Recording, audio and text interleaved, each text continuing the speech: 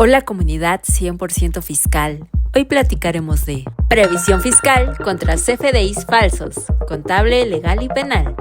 Bienvenidos. Bueno, amigos, pues hoy muchas gracias a la asociación. Hoy vamos a platicar, amigos, de un tema súper importante que ha causado mucho revuelo entre nuestros amigos que son empresarios y que no son empresarios, que son emprendedores y que no son emprendedores, que es la situación de la parte de los FDIs falsos, pero solo vamos a ver desde los tres aspectos importantes. El aspecto contable, que es la parte, digamos, administrativa, el aspecto legal de la aplicación de la norma y las consecuencias penales de haber llevado a cabo una acción como es la utilización de CFDIs falsos. Me va a acompañar en esta plática. Ah, adelante, Dulce, por favor. ¿Sí? Bueno, acuérdense, nosotros nos fundamentamos en el artículo 89, último párrafo del Código Fiscal de la Federación, nos apegamos a la normatividad fiscal, sin embargo, nuestras opiniones pueden ser diferentes a las de la autoridad, pero no separadas de la norma legal, ¿sí? Y de la norma constitucional. El material está disponible en el chat, aquí lo tenemos en el chat, amigos. Los que no puedan entrar por el chat, manden un mensajito a nuestras redes, van a la asociación como a nuestro WhatsApp, y con gusto les mandamos el material. En algunas ocasiones, algunos equipos no pueden entrar por la razón de que, pues, mi equipo es Android o mi equipo es este tipo, a lo mejor está muy pesado el material. Hoy me acompaña, me acompaña el licenciado Pedro Ángel Dávila Martínez. Él es un abogado experto en esta materia fiscal y sobre todo en los medios de defensa. Y la licenciada Estefanía Andrea Rivas, que ustedes ya la conocen, me ha acompañado mucho en este tema de los aspectos administrativos penales referentes al contribuyente. Adelante. Bueno, al final vamos a dar una sorpresa, vamos a regalar algunas cuestiones ahí, pero hasta el final de la plática, ahí les vamos a decir algunos elementos, cómo obtener. Les voy a ir dando algunas perlitas sobre la plática y el que nos mande al final voy a dar unas 10, 12 perlas y de esas 10, 12 perlas, con tres que nos manden, con gusto les vamos a obsequiar lo que estamos señalando. Adelante, por favor. Bueno, amigos, pues, ¿de qué hablaremos? Hoy ya nos vamos a ir incorporando poco a poco a la plática y acuérdense que tenemos un problemita aquí técnico, pero bueno, la asociación ya estamos trabajando. Hoy, amigos, vamos a hablar de qué son estos comprobantes fiscales falsos. ¿A qué se refiere la autoridad con los comprobantes fiscales falsos? Con referencia a lo que platicábamos la semana anterior, referente a las reformas fiscales.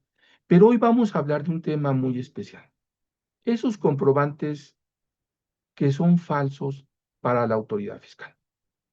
Y cuando la autoridad fiscal habla de comprobantes fiscales falsos, lo maneja hasta hace unos años. Estábamos, eh,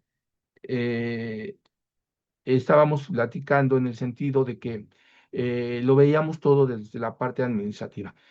A muchos intentos de la autoridad fiscal, muchos intentos del legislativo, de que la utilización de comprobantes fiscales denominados falsos tuvieran una consecuencia punitiva o penal, fue un tema recurrente. Se autorizaba, se desautorizaba, modificaban el código penal federal, ya estando en comisiones, ya estando en el legislativo, ya estando aprobado, otra vez de regreso, ¿no? Sin embargo, la autoridad determinó en la última instancia, en el último momento, hace 2 años, que estos comprobantes fiscales falsos merecían una pena de punitividad. Y no una pena de punitividad, o sea, de una pena penal, no solamente para el contribuyente de a pie que utiliza estos documentos, sino también esto afecta a contribuyentes que de una forma, digamos, por error, tiene estos documentos en su contabilidad. Y a lo mejor no es un error incluso del propio contribuyente que lo utiliza, sino de su proveedor, que a lo mejor contrató un servicio y este servicio no fue respaldado correctamente por el prestador del servicio. ¿A qué me refiero no respaldado correctamente? Que a lo mejor nuestro prestador del servicio pues no tenía su empresa activada o no tenía, no se estaba dado de alta en el RFC, pero como el cliente le pide un comprobante fiscal para hacer la deducción y el acreditamiento de sus impuestos, pues alguien le dijo, pues Juanito te puede ayudar, ¿no? Le entregó un comprobante fiscal con el cual llevó a cabo la operación. Y esto se queda en el mundo administrativo, ¿no?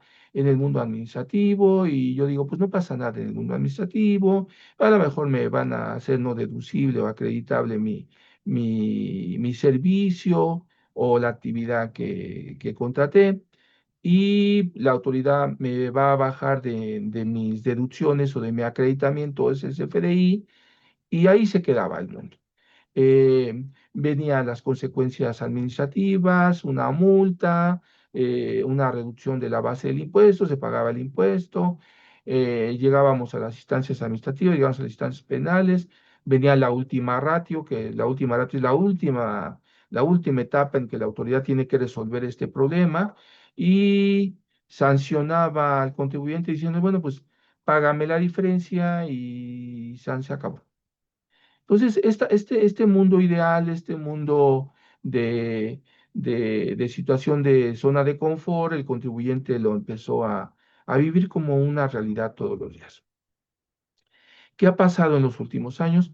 Pues que el aumento de la base, de acuerdo a la OCDE, a la OCDE, pues dice, no, pues sabes qué, ustedes tienen menos recaudación porque el contribuyente sigue utilizando estos documentos de carácter ilegal y que lo que hacen es bajar la base del impuesto y entonces el Estado recauda menos. Pero seguía el mundo así. Pero ahora, con este esquema de falsos comprobantes fiscales, también hay una situación que tuvo que ver con muchas situaciones que determinaron que la autoridad actuara así. Ahora sí, como dirían por ahí, la burra no era arisca, pero pues la hicieron arisca, ¿no?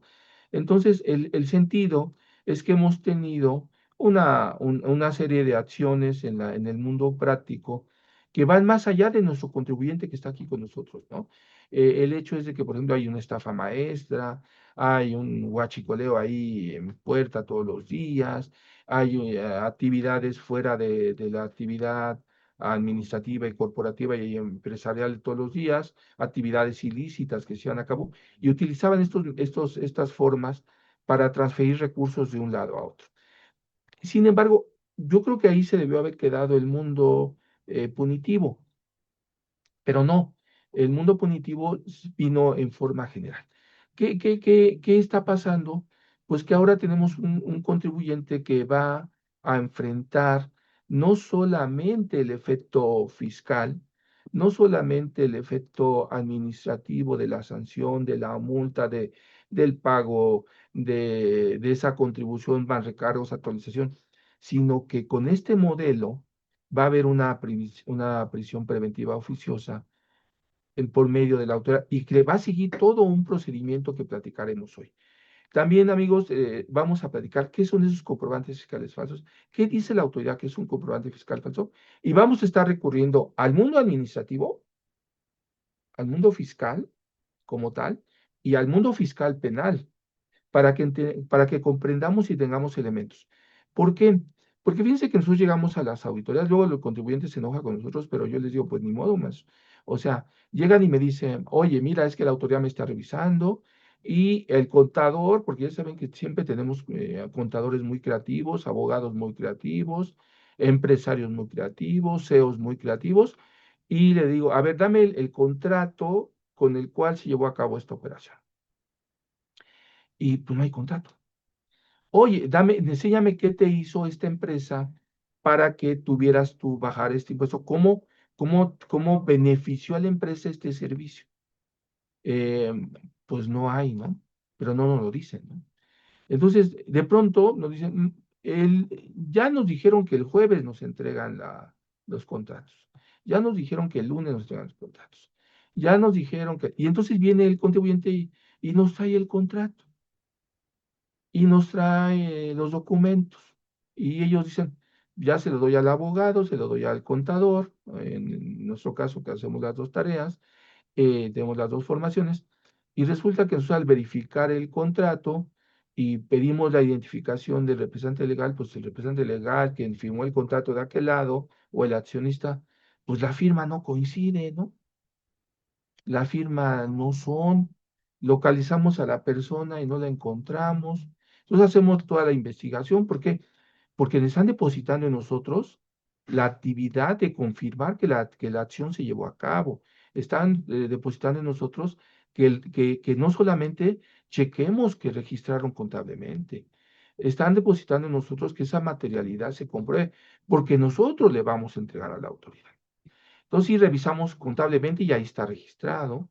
Me dan una materialidad que pues, tiene muchas situaciones que a lo mejor no son tan exactas, pero dice, pues aquí está, ¿no? Y entonces luego escuchamos una frase por ahí que dicen, chueco derecho, pero te lo entrego. No, pues chueco derecho aquí no existe. ¿Por qué? Porque chueco derecho no existe en materia fiscal, en materia penal. Y resulta que a la hora que checamos, pues la persona que firmó el contrato pues ni sabía que había firmado el contrato, que no sabía que era dueño de esa empresa. Entonces se vienen una serie de situaciones que más allá de la parte contable, más allá de la parte fiscal del cálculo de impuesto, tocamos los terrenos penales. Y entonces es ahí, amigos, a los que nos acompañan, a los amigos de la asociación, amigos de otras organizaciones, es que esto no es tan sencillo ni es tan fácil.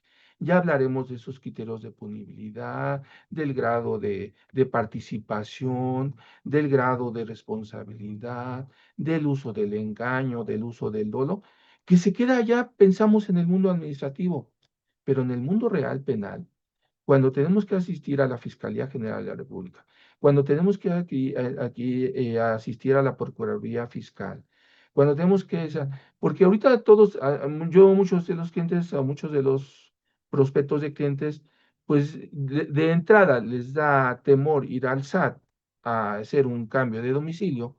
Imagínense cuando tenemos unas situaciones de este tipo. ¿Por qué? Porque nos confiamos porque nos creemos más capaces o más inteligentes que la autoridad fiscal. Pero para que la autoridad fiscal llegue a ese punto, pasan muchos procesos. Pasa un proceso de querella, pasa un elemento de procedibilidad. Ahí es donde el abogado fiscalista, y yo por eso les digo siempre a mis amigos, ok, un abogado fiscalista en materia penal primero debe de ser abogado fiscalista o contador fiscalista en la materia administrativa fiscal, para que comprenda qué está pasando. Y les comento, en muchísimas ocasiones trabajamos en forma conjunta con otros compañeros, porque esta materia, amigos, es multidisciplinaria. Yo no voy a poder defender a alguien que yo simplemente con mis conocimientos jurídicos y contables, por ejemplo, que yo tenga que demostrar que se llevó a cabo una obra de ingeniería, una obra médica, una obra de biotecnología. Tengo que buscar al experto que me va a acompañar. Tengo que buscar al experto. Y además, en el mundo legal, en el mundo del derecho penal, tengo que buscar a otros compañeros penalistas que a lo mejor son expertos en otro tipo de temas que tienen que ver con esta situación. No es lo mismo, ya les vamos a poner un ejemplo ahí de cómo hacemos la defensa, por ejemplo, de los, en una parte de la plática, les vamos a poner algunos ejemplos de cómo sería la defensa penal fiscal de los comprobantes fiscales. ¿Qué elementos va a considerar la autoridad? Más allá, más allá del simple contrato, del simple registro contable, de la simple materialidad. No, estos elementos son fundamentales para que los tengamos en la materia penal fiscal. Y también todos los errores que cometemos en materia contable cuando registramos contablemente. Bueno, entonces vamos a hablar, amigos, esos falsos comprobantes fiscales. Vamos a volver a regresar a los conceptos de EFOS y EDOS, pero desde este punto de vista, desde este punto de vista. ¿Quiénes son los emisores de facturas que amparan operaciones? y quiénes son los emisores de esas facturas, cómo empieza la autoridad a investigar y cómo va a empezar a investigar estos CFDIs. Vamos a hablar de esa nueva auditoría express, que todos la ven ya ahorita con temor. Va a durar 24 días. El licenciado Pedro Ángeles va a platicar mucho de esto. Vamos a hablar de las consecuencias de emitir o utilizar los CFDI falsos en materia contable, en materia administrativa y en materia penal. En materia administrativa, pues vamos a ver que tenemos consecuencias muy fuertes. Nos van a dejar sin certificados para emitir CFDIs de entrada, ¿no? Vamos a tener 24 días para explicarle a la autoridad de dónde salió esa operación. Pero la autoridad va a llegar con una investigación previa administrativa en la que sospecha de por qué esta persona utilizó CFDIs falsos. Hay un artículo en la ley que es el artículo 69 del Código Fiscal de la Federación que la autoridad puede hacerse allegar de información de muchas fuentes de datos. Entonces, nosotros mismos les damos los datos. Cuando presentamos la declaración, cuando presentamos el pago provisional, cuando van al office y compran papelería, ya en 5 segundos ya te está llegando por correo que compraste papelería, en qué montos, con qué lo pagaste. Ayer uno de nuestros grandes amigos, el doctor Santillán, publicaba un WhatsApp en el que decía él, oye Raúl, ahí viene la versión 5.0 de los FDIs y ahora trae elementos mucho más fuertes. Va a identificar la IP de dónde salió el CFDI, el domicilio fiscal, va a identificar los datos correctos, va a ser un CFDI totalmente diferente. Entonces, ya vamos a ese CFDI. Entonces ya no va a haber que lo emitió en Cancún y lo cobró en México y resulta que no es cierto, que en realidad lo emitió aquí en la Colonia del Valle, ¿no? Entonces, esos datos vienen en el CFDI inteligente.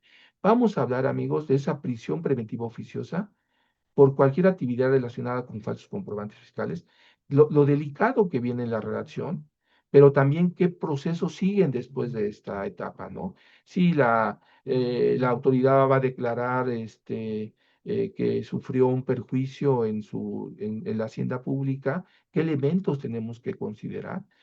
Vamos a hablar, amigos, de las claves para demostrar la existencia de las operaciones, sujeto, objeto, base, tarifa como elementos fundamentales de la actividad fiscal, pero también que la empresa o elemento que preste el servicio cuente con materialidad, razón de negocio personal. Que esos elementos, amigos, los presentamos en la vida administrativa, pero cuando entramos en la materia penal, vamos a ver el grado de participación, vamos a ver si esta persona, cómo colaboró en la función, si sabía lo que estaba haciendo y actuó con dolo. Acá en materia penal vamos a actuar, todos los delitos fiscales son dolosos. ¿Qué quiere decir? Que el contribuyente, el sujeto de la acción, él sabía lo que estaba haciendo. Entonces, pero me dicen los clientes cuando nos entrevistamos o los prospectos de clientes, es que yo no sabía, ¿no? Pues claro que sabía, pero allá en materia penal no los van a entrevistar como en el SAT, ¿eh? Las entrevistas son muy duras y tienen que ir preparados para enfrentar esta situación. Porque dicen, oye, pues llegó un citatorio, pues dile a tu padrino que es abogado, dile a tu tío, pues el abogado, nada más que nuestro abogado es civilista, nuestro abogado es mercantilista, laboral, familiar, no tiene la menor idea del mundo fiscal. Vamos a hablar de estos elementos de materialidad, fecha cierta, razón de negocio, sustancia económica y trazabilidad. Trazabilidad no la pusimos aquí, pero la vamos a tocar, porque trazabilidad va a implicar que hay una relación entre el servicio prestado, el servicio recibido y que ambas empresas deben de tener un nexo de beneficio. Ahí la autoridad es muy hábil en la parte de trazabilidad. Vamos a platicar, amigos, también algunas propuestas de compliance fiscal, o sea, cómo irnos previendo, cómo hacemos. Hacemos mucho compliance fiscal nosotros porque vamos y hacemos el diagnóstico de la empresa y vemos lo que mis compañeros no observan, porque yo me quedo o en el mundo totalmente administrativo, contable, penal, fiscal, pero me tengo que ir al mundo penal fiscal, no solamente del mundo administrativo. Quiero, a ver, ¿cuáles van a ser las consecuencias? A ver, dime cómo conseguiste ese CFDI, quién te lo dio, si lo pagaste, no lo pagaste, te pusiste de acuerdo con otra persona, hay ocultamiento de información, grado de participación, hay una cosa increíble que en materia penal fiscal el concurso de delitos, ¿no? Van a sancionar a la persona porque cada mes compró CFDIs, cuántos delitos van a formarse ahí, un delito por cada mes, un delito por cada CFDI, o sea, todos esos elementos del concurso de delitos los vamos a platicar. Y vamos a darles muchas recomendaciones. Vamos a estar muy atentos porque este tema es muy importante en el mundo administrativo, es muy importante en el mundo penal. Voy a tratar, y se los digo desde ahorita, voy a tratar de buscar un lenguaje menos técnico, menos técnico para que los compañeros que no son ni abogados, pero son contadores o dueños de empresa, comprendan, tratemos de transmitirles, tratemos de compartirles este fondo del asunto, ¿no?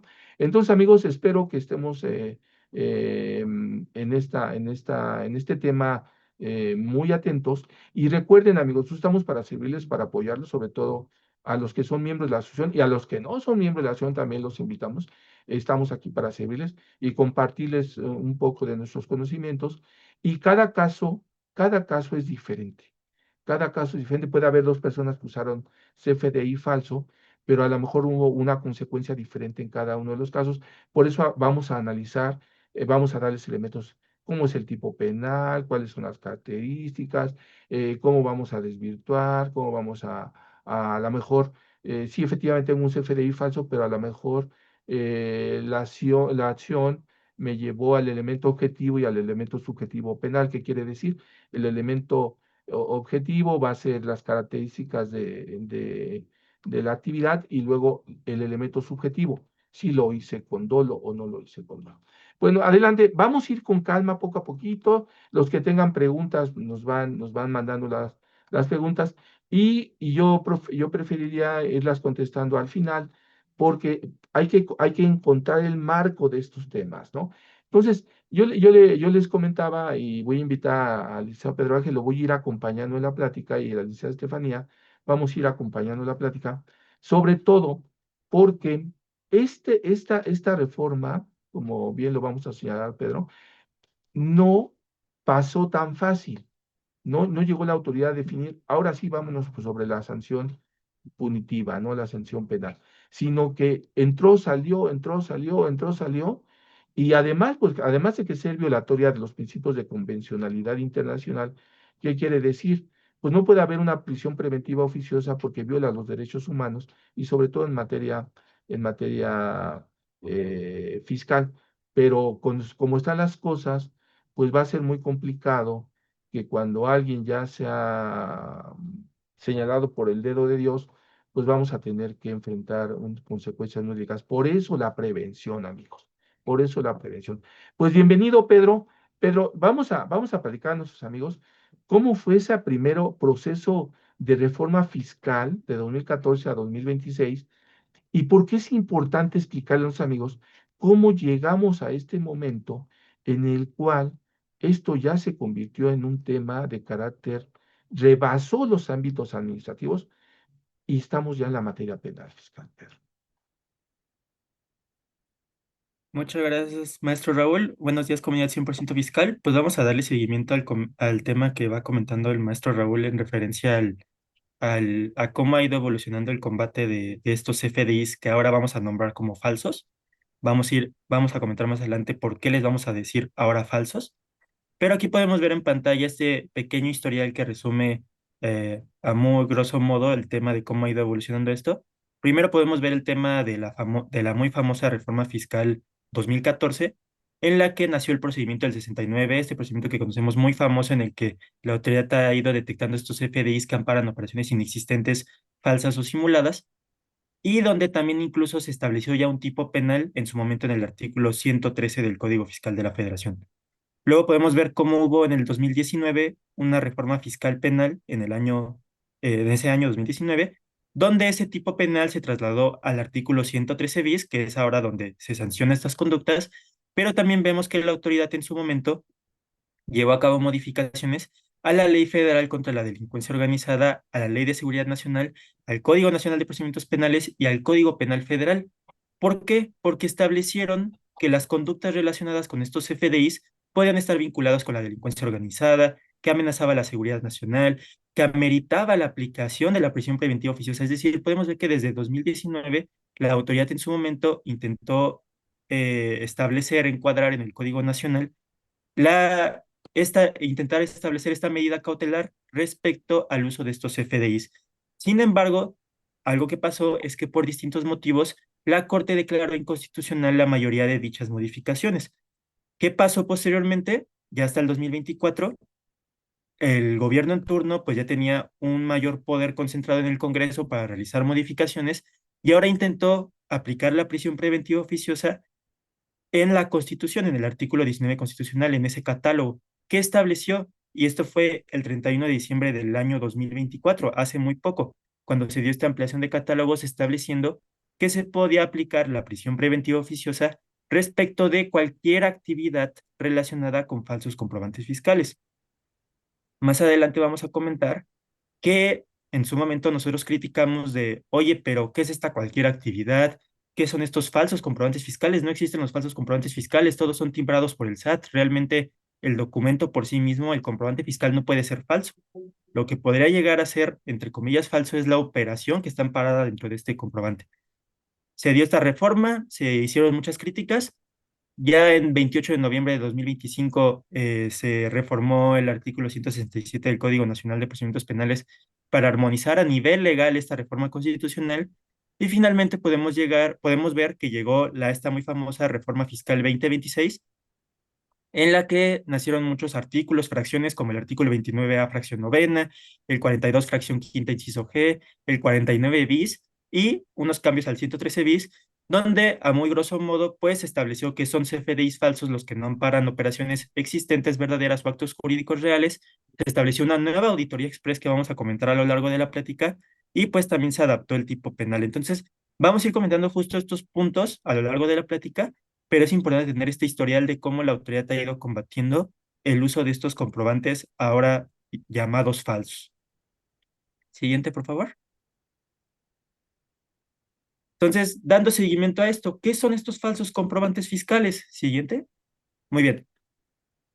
Como les comenté, nació esta fracción novena del artículo 29A, donde este artículo se establece básicamente los requisitos que debe contener un CFDI. ¿Qué pasó con la reforma fiscal 2026?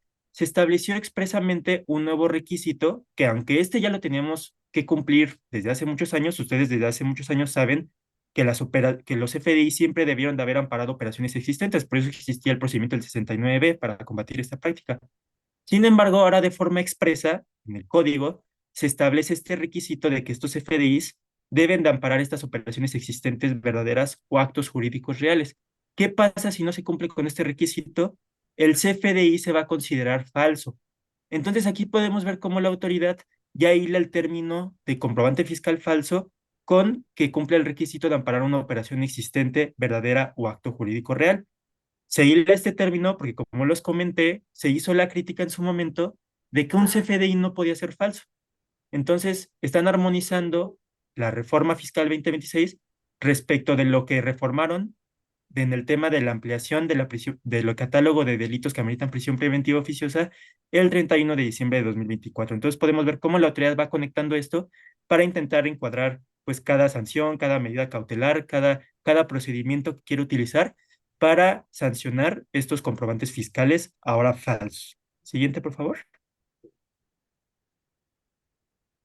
Ahora bien, de forma muy adelantada, que vamos a comentarlo eso ya más adelante en la plática, pero simplemente, ¿qué elementos vamos a tener que acreditar para demostrar que estos FDIs no son falsos? En seguimiento también a lo que comentó el maestro Raúl, de que pues no basta solo con el contrato, con el CFDI, con nuestro registro contable, con nuestra transacción monetaria, sino que nosotros necesitamos acreditar más elementos para demostrarle a la autoridad que nuestro CFDI no es falso. Necesitamos demostrarle elementos de trazabilidad, pero también elementos de materialidad, de fecha cierta, de razón de negocios y de sustancia económica que vamos a ir comentando poco a poco. Siguiente, por favor. Ahora bien, ¿mediante qué facultades va a poder la autoridad detectar si un CFDI es falso. Si bien les comenté que con la reforma fiscal 2026 hay una nueva auditoría express y esta nueva auditoría express está totalmente concentrada en revisar este requisito nuevo, es decir, es un procedimiento especial para revisar si los comprobantes fiscales son falsos o no.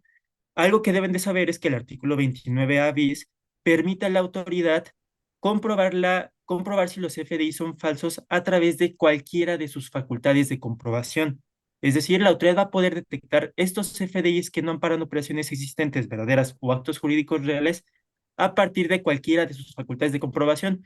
Puede ser que esté llevando a cabo una revisión de gabinete, una visita domiciliaria, y de esta información que va obteniendo el contribuyente dice, oye, yo considero que este contribuyente podría estar emitiendo estos FDIs falsos y podría llegar a determinar aspectos relacionados a esto dentro de esta propia auditoría, sin necesidad de previamente haber agotado este procedimiento de la nueva auditoría express, que como les comenté, va a ser un procedimiento especial enfocado para detectar estos FDIs falsos. Pero en resumen, la autoridad puede detectar estos FDIs falsos mediante cualquier facultad de comprobación.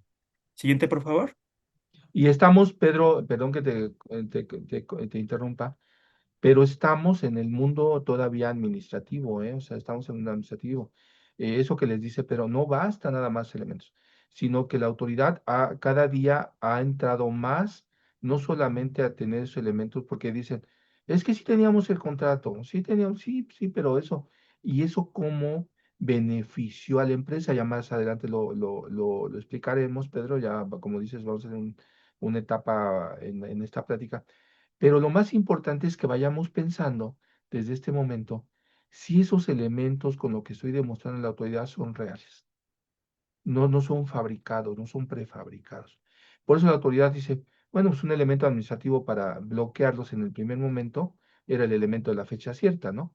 Pues dice, pues si me dabas un contrato, a lo mejor administrativamente te lo voy a pasar, pero ese contrato estaba bien hecho. Ya platicaremos de eso. Y ahora, Pedro, volvemos al escenario, ¿no? Amigos, para que ubiquemos el contexto. ¿Qué son esos famosos cefos y edos que llevan viviendo con nosotros prácticamente 11 años, ¿no, Pedro? Exacto, maestro Raúl. Pues vamos a ver el tema primero de los cefos. Estos cefos ustedes ya los habrán escuchado desde justamente como les comentamos, desde que se ha combatido esto con el procedimiento del 69. Saben que estos cefos son estas empresas que facturan las operaciones simuladas, es decir, lucran con la emisión de CFDIs que no amparan estas operaciones existentes, verdaderas o actos jurídicos reales, y pues se los dan a alguien los va a recibir y les va a dar efectos fiscales. Pero en una parte estos CEFOs son primeramente las personas que emiten estos CFDIs. ¿Qué va a considerar la autoridad para presumir que un contribuyente es un EFOS? Pues principalmente va a considerar si este contribuyente tiene la capacidad directa o indirecta para prestar los servicios o producir, comercializar o entregar los bienes amparados en los comprobantes fiscales que emite. ¿Qué elementos en específico va a considerar la autoridad? Pues que este contribuyente no tiene activos, no tiene infraestructura, no tiene capacidad material, no tiene personal y va a cuestionarle al contribuyente. Oye, si no tienes ninguno de estos elementos, entonces, ¿cómo llevas a cabo tus operaciones? ¿Por qué emites FDIs? Yo voy a presumir que si no tienes estos elementos, los FDIs que estás emitiendo son falsos. También va a considerar esto si el contribuyente no tiene un domicilio localizable, si está emitiendo estos FDIs sin tener un lugar o un domicilio localizable para la autoridad. E incluso va a poder considerar que un contribuyente es un EFOS si una persona está emitiendo CFDIs que soportan operaciones de otro contribuyente al cual en ese periodo le hayan restringido sus sellos digitales. ¿Por qué? Porque la autoridad está diciendo, si yo tengo restringidos los sellos de esta persona y no puede facturar, pues entonces tú no factures a su nombre o no factures a nombre de sus operaciones. Entonces, mucho ojo y mucho cuidado con estar emitiendo CFDIs a nombre de otro contribuyente o soportando operaciones que llevó a cabo otro contribuyente.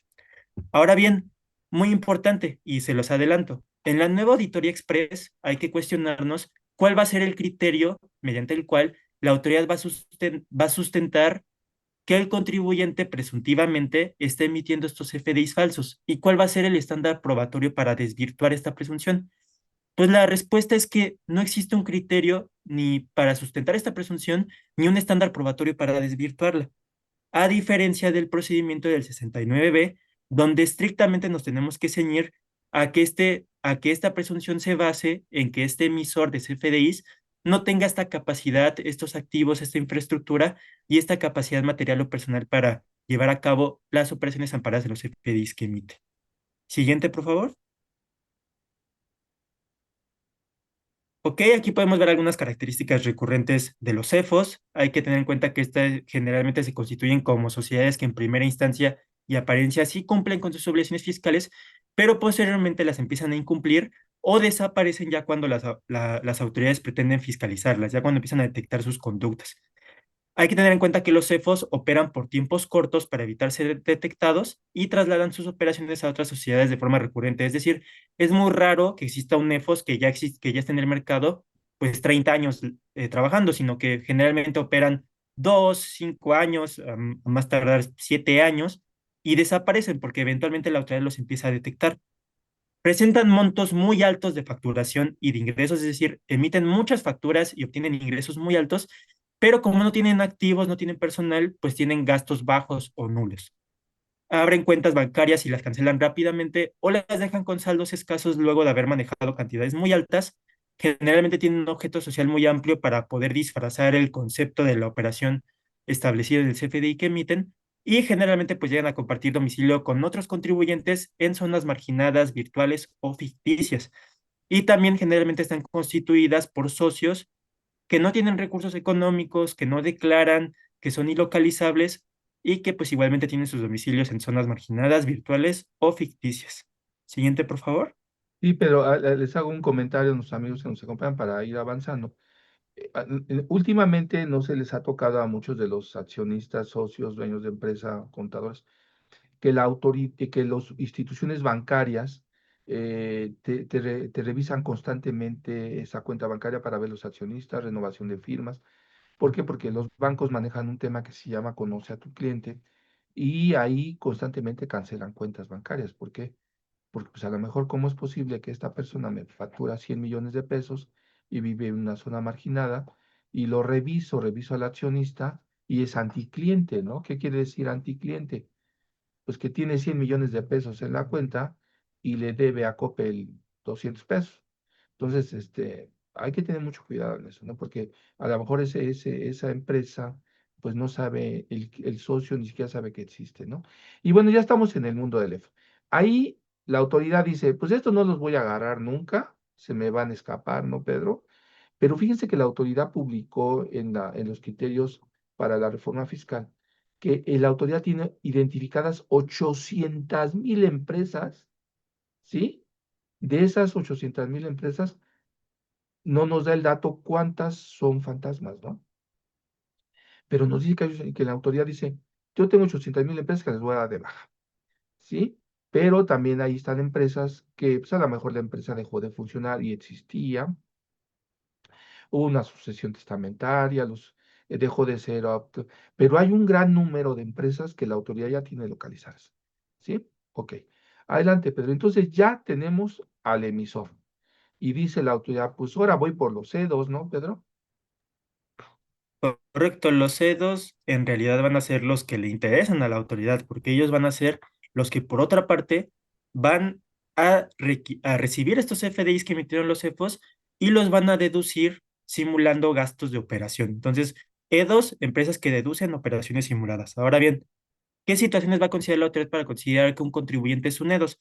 Pues justamente esto, en primera instancia, que haya recibido CFDIs de UNEFOS y que le haya dado efectos fiscales. Entonces podemos ver cómo la línea, de forma general, no siempre es así, pero por regla general es que primero detectan al EFOS y luego van por el EDOS. Pero ustedes saben que luego hay auditorías donde la autoridad puede cuestionar directamente la materialidad de una operación sin antes presumir que tu proveedor es un EFOS. Entonces, es una regla general este criterio.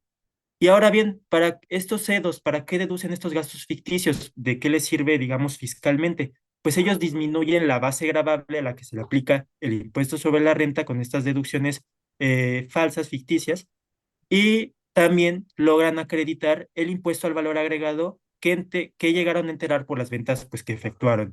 ¿Qué genera esto de forma combinada? Pues que obtengan un impuesto a su cargo menor, nulo o incluso que pueda llegar a obtener saldos a favor. Y aquí podemos ver de forma adelantada que se pueden llegar a actualizar entonces otros delitos como la defraudación fiscal o incluso algunas equiparables. Siguiente, por favor. Y ya platicaremos más adelante de los delitos fiscales, porque entre los delitos fiscales no solamente está la defraudación fiscal, ¿eh? Hay delitos fiscales, por ejemplo, en relación con la contabilidad, hay delitos fiscales con relación en el domicilio, hay delitos fiscales con pérdidas, con declarar pérdidas fiscales falsas. La autoridad ahorita trae un programa ahí especial sobre pérdidas fiscales. Hay delitos fiscales que tienen que ver con los socios y accionistas, con el uso de documentos falsos. O sea, no se queda en bajar la base. El mundo es increíble, ¿no, Pedro? Correcto. Y justamente en seguimiento a ese tema de que habíamos comentado de los CEDOS, pues ¿cuáles son unas características recurrentes de estos contribuyentes o qué le llama a la autoridad fiscal la atención para considerar que una persona podría ser un EDOS? Pues generalmente en primera instancia estos EDOS pues aparentemente cumplen con sus obligaciones fiscales, sí son localizables y tienen una actividad económica visible, sin embargo, tienen algunas conductas muy específicas como que reportan pérdidas fiscales o utilidades marginales de forma muy frecuente, es decir, ya van 5 años seguidos que reporta pura pérdida fiscal, ya van 4 años que no tiene utilidades prácticamente. Entonces, este tipo de conductas pues alertan a la autoridad de que un contribuyente puede llegar a ser un EDOS. También, obviamente, en seguimiento a eso, pues declaran gastos deducibles muy altos o poco comunes o repetitivos o sobre todo no acordes con sus actividades económicas. También algo muy importante es que llegan a pagar impuestos por debajo de la media del sector económico al que pertenecen. La autoridad compara a otros contribuyentes del mismo mercado y dice, oye, este contribuyente, ¿por qué en específico él? ¿Por qué todos los demás están pagando una media de impuestos respecto de lo que ganan y este contribuyente está pagando mucho menos? Pues se le prende la alerta a la autoridad, ¿no? Obviamente tienen evidencia y documentación muy escasa para demostrar la existencia de las operaciones que llevan a cabo y pues no hay una razón de negocios, no hay una justificación por la que llevan a cabo estos gastos que posteriormente deducen. Siguiente, por favor. Ahora bien, la detección de fosiedas, esto ya lo comentó el maestro Raúl anteriormente, respecto de qué información pues, va utilizando la autoridad para detectar a estos contribuyentes. Únicamente ustedes deben de saber que pues, la autoridad tiene muchas herramientas tecnológicas que le permiten cruzar y analizar información en tiempo real y de forma masiva. ¿Qué información? De todo tipo y que se imaginen, del RFC, de los FDIs, de las declaraciones, de la información que obtienen facultades de comprobación y de gestión, de información que le dan otras autoridades, del IMSS, el Infonavit, la Secretaría del Trabajo, de cualquier autoridad que se imaginen, incluso autoridades extranjeras, locales, cualquier autoridad le puede otorgar información al Servicio de Administración Tributaria e incluso la autoridad puede revisar nuestras cuentas, estados de cuenta, depósitos, operaciones y servicios bancarios y financieros, incluso también información pues, que obtiene de contribuyentes relacionados. Entonces aquí podemos ver cómo la autoridad cruza toda esta información que tiene acceso o que ya tiene en su poder para encontrar inconsistencias en operaciones o patrones y conductas inusuales de facturación, las que vimos anteriormente. E incluso también puede llegar a encontrar con este cruce de información, pues flujos circulares y redes de personas físicas y morales involucradas, vinculadas. Por ejemplo, la autoridad puede llegar a encontrar que hay una empresa A que factura a una empresa B y luego esta empresa B factura a una empresa C, pero luego ve cómo esta empresa C vuelve a facturar a la A y ve que estas empresas tienen un ciclo cerrado de facturación, donde ve que simplemente están moviendo dinero entre ellas mismas para simular un gasto de operación. Entonces, hay demasiadas conductas que la autoridad puede detectar para, para perseguir a estos CEFOS y a estos CEDOS. Siguiente, por favor. Y ahí tenemos un problema de operaciones relacionadas que están en el 198 de los esquemas reportables y que tenemos ya. Y ya, Pedro, ya, la autoridad dice, ya, yo ya identifiqué a esto, ya tengo los datos y nos da un nuevo procedimiento, una auditoría express. Pero fíjese lo delicado de la auditoría express, amigos que nos acompañan.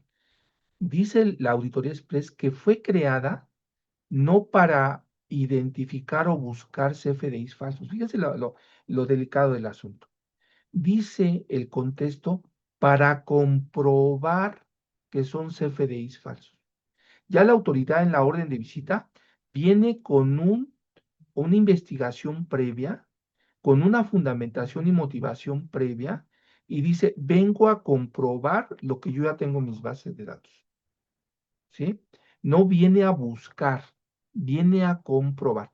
De ahí la importancia que tengamos que tener herramientas previas de prevención. De ahí que mis compañeros contadores que se dedican a esto hagan este trabajo. Nosotros lo hacemos mucho. Pero los que están en esta materia, háganlo bien, porque viene a comprobar, no viene a buscar.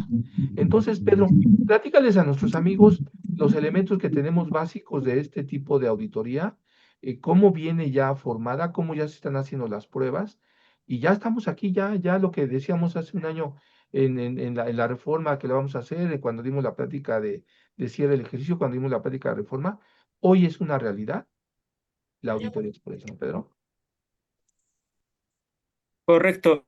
Vamos a ver esta nueva auditoría express, en la que, como comentamos, va a ser un procedimiento especial para justamente comprobar si estos FDIs son falsos, es decir, si amparan estas operaciones existentes, verdaderas o actos jurídicos reales. Muy importante sobre esta nueva auditoría express es una visita domiciliaria de verificación y, es decir, se va a llevar a cabo de forma presencial en los domicilios, en los lugares donde lleva sus actividades económicas el contribuyente. Este, exacto. Y sobre quién se efectúa estos FDIs, esta auditoría express se va a llevar a cabo sobre los emisores de los FDIs. Es decir, esta nueva auditoría express no se lleva a cabo sobre los receptores de los FDIs, únicamente sobre los emisores. Entonces tengan en cuenta esto. Ya posteriormente la auditoría tiene consecuencias sobre los receptores. Sin embargo, la auditoría en sentido estricto se lleva a cabo solo sobre los emisores de esos FDIs. Ahora bien, en esta auditoría express no se busca determinar la omisión en el pago de alguna contribución, sino que únicamente se busca comprobar si estos FDIs emitidos no son falsos. Siguiente, por favor. Ok, a ver, vamos a darle entrada. Miriam, ¿quieres participar, Miriam? Ok, Miriam, Sí, bienvenida, Miriam. gracias. Ya más tengo una duda, ¿cómo clasifican a qué empresas o ir primero a comprobar estos datos? Por ejemplo, a los que hacen facturas de más de 100,000 pesos o al ramo de sector privado o cómo clasificando, ¿por dónde empieza? Mira, hay unos criterios y unos oficios que tiene la autoridad internos que hemos tenido conocimiento nosotros de ellos. Pero lo primero que va a identificar la autoridad es, en el caso de los FDIs falsos, pues que la empresa en su declaración tenga infraestructura, capacidad técnica de materialidad, razón de negocio personal. Ahora, en el caso de las personas, hay una auditoría que muchos de nosotros conocen, nuestros amigos contadores, es en el que la empresa está llevando actividades, está llevando a cabo operaciones eh, que no son normales en la empresa, ¿no? Por ejemplo, una empresa viene facturando 1,000 pesos y tiene 1,000 pesos de gastos y de pronto no, esta empresa factura 200,000, ¿no? Y dice, ¿cómo que? Entonces, ese tipo de auditorías son muy comunes porque la autoridad dice, ¿cómo está llevando a cabo una operación diferente a las que siempre su conducta no es de esta, ¿no? De esas nos llegan muchas a todos los compañeros. O de pronto dice la autora, bueno, el problema no es que yo identifique que hizo un gasto. Primero identifica qué tiene de depósitos o de ingresos. Entonces te compara ingresos contra egresos y le llama a la autoridad operaciones inusuales, ¿sí? Hay un comportamiento inusual. Ese tipo de auditorías son muy comunes, muy comunes. ¿Por qué? Porque de pronto la conducta de la empresa cambió. ¿Dónde le damos el dato, Miriam? En el pago provisional. Ahí le vamos dando el dato del provisional. ¿Y dónde le damos otro dato más importante? El anual, ¿sí? Y entonces hay una conducta inusual del contribuyente y nosotros hemos tenido auditorías que han llegado, Miriam, el cliente hizo la operación en febrero y en marzo ya tenemos al SAT ahí afuera, ¿eh? Oye, pues ¿cómo de pronto esta empresa venía comportándose y va siguiendo en los sistemas del SAT, la autoridad va siguiendo la conducta del contribuyente, ¿no? No va a pasar esto cuando son nuevas, están desarrollando, pero una empresa que viene comportándose de una forma normal, de pronto es una actividad inusual. ¿Sí? Eso es muy común y nos pasa constantemente. Hay sobre todo la auditoría, lo primero que te va a llegar es una carta de invitación o una auditoría profunda o un oficio de aclaración.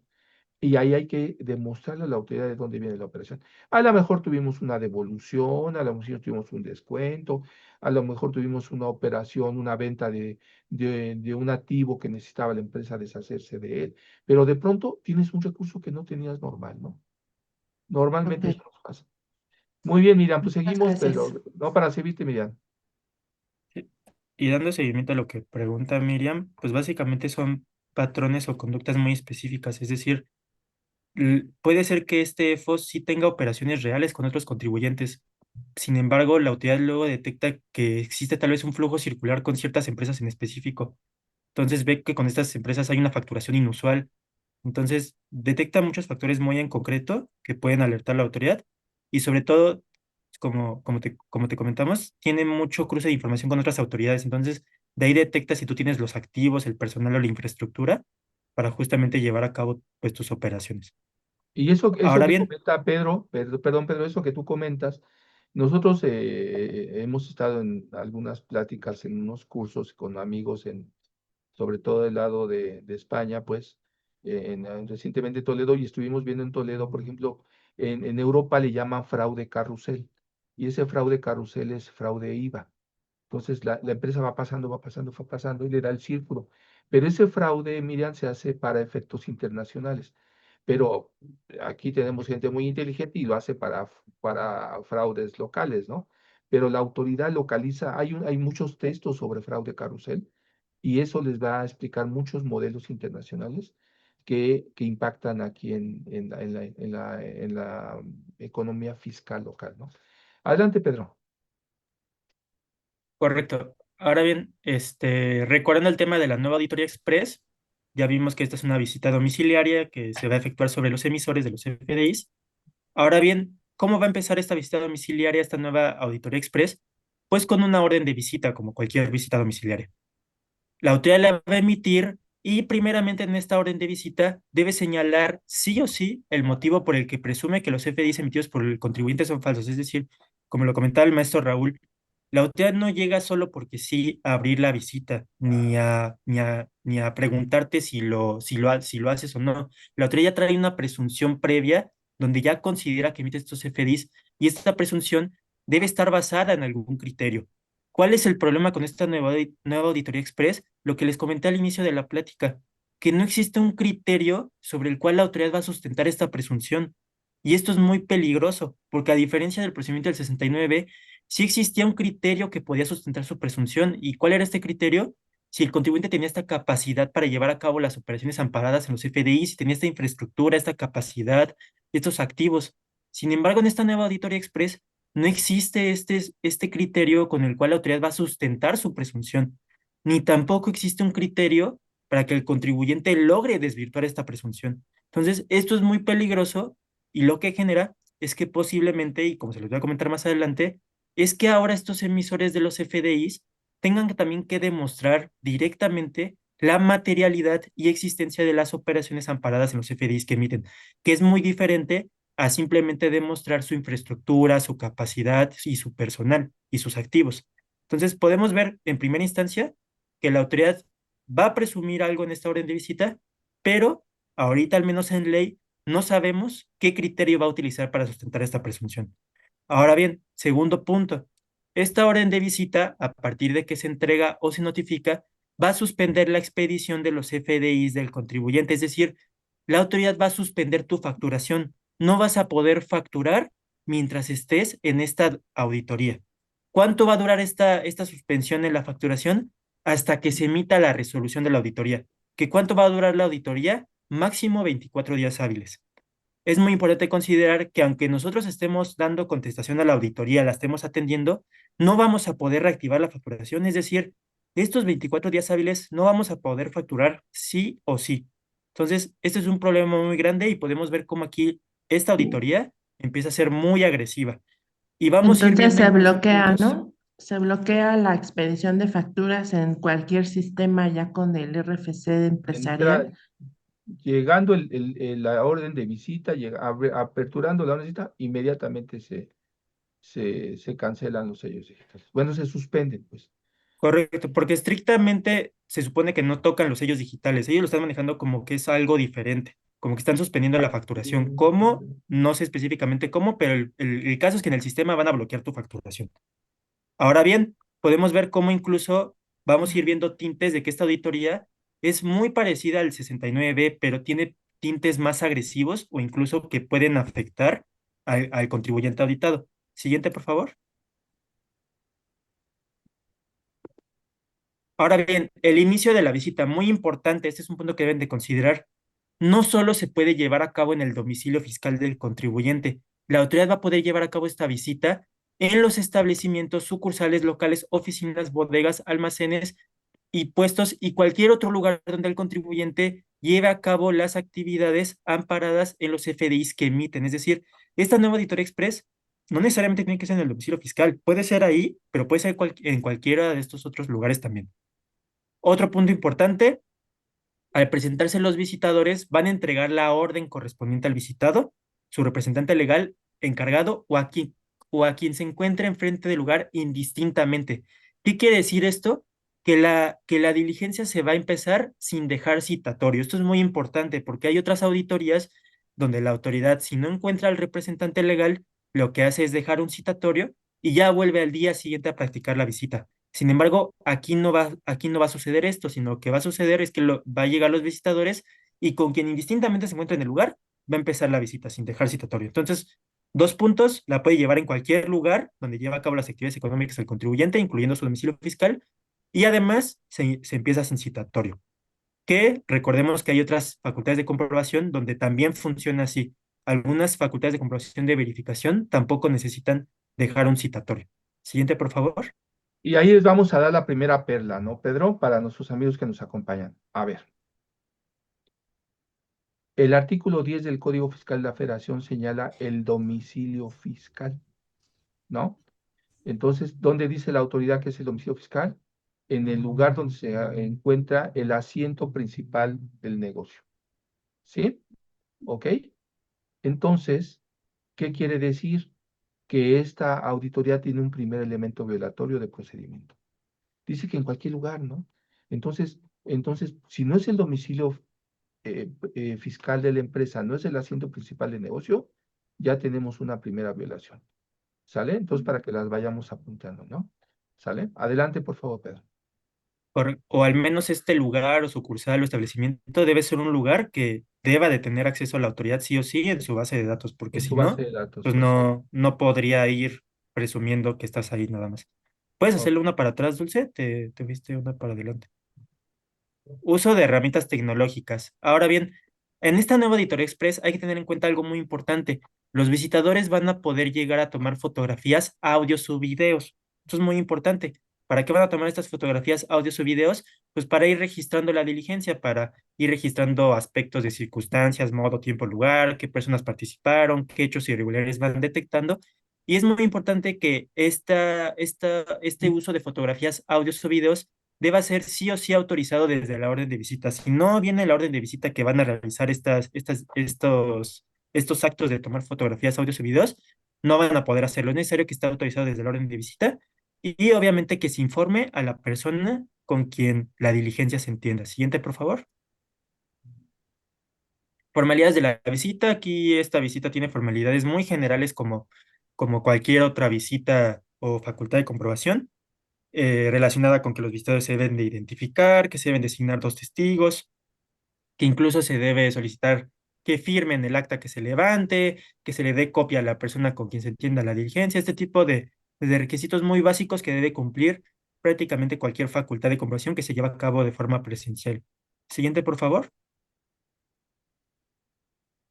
Ahora bien, hechos irregulares detectados en la visita. Como es una visita domiciliaria, lo que va a hacer la autoridad es levantar un acta. En esta acta, pues obviamente, de lo que vaya haciendo en la visita, pues va a ir levantando hechos irregulares que vaya detectando. Hechos irregulares que le hagan confirmar que este contribuyente emite estos FDI falsos. Tal vez se encuentra al momento al que va a la sucursal de cierto contribuyente, pues que este contribuyente se dedica a la venta de ciertos productos, pero pues no tiene ningún producto en el estante. O ve que no tiene personal, nada más hay una persona y él establece que vende millones de pesos, entonces Podemos ver cómo aquí la autoridad va detectando hechos e irregularidades y las va asentando en sus actas. Siguiente, por ¿Ya favor. puede decir que es lavado de dinero? Vamos a Eh, ver más adelante que el uso de los FDIs que amparan operaciones inexistentes o simuladas se puede llegar a vincular con el lavado de dinero, pero no necesariamente.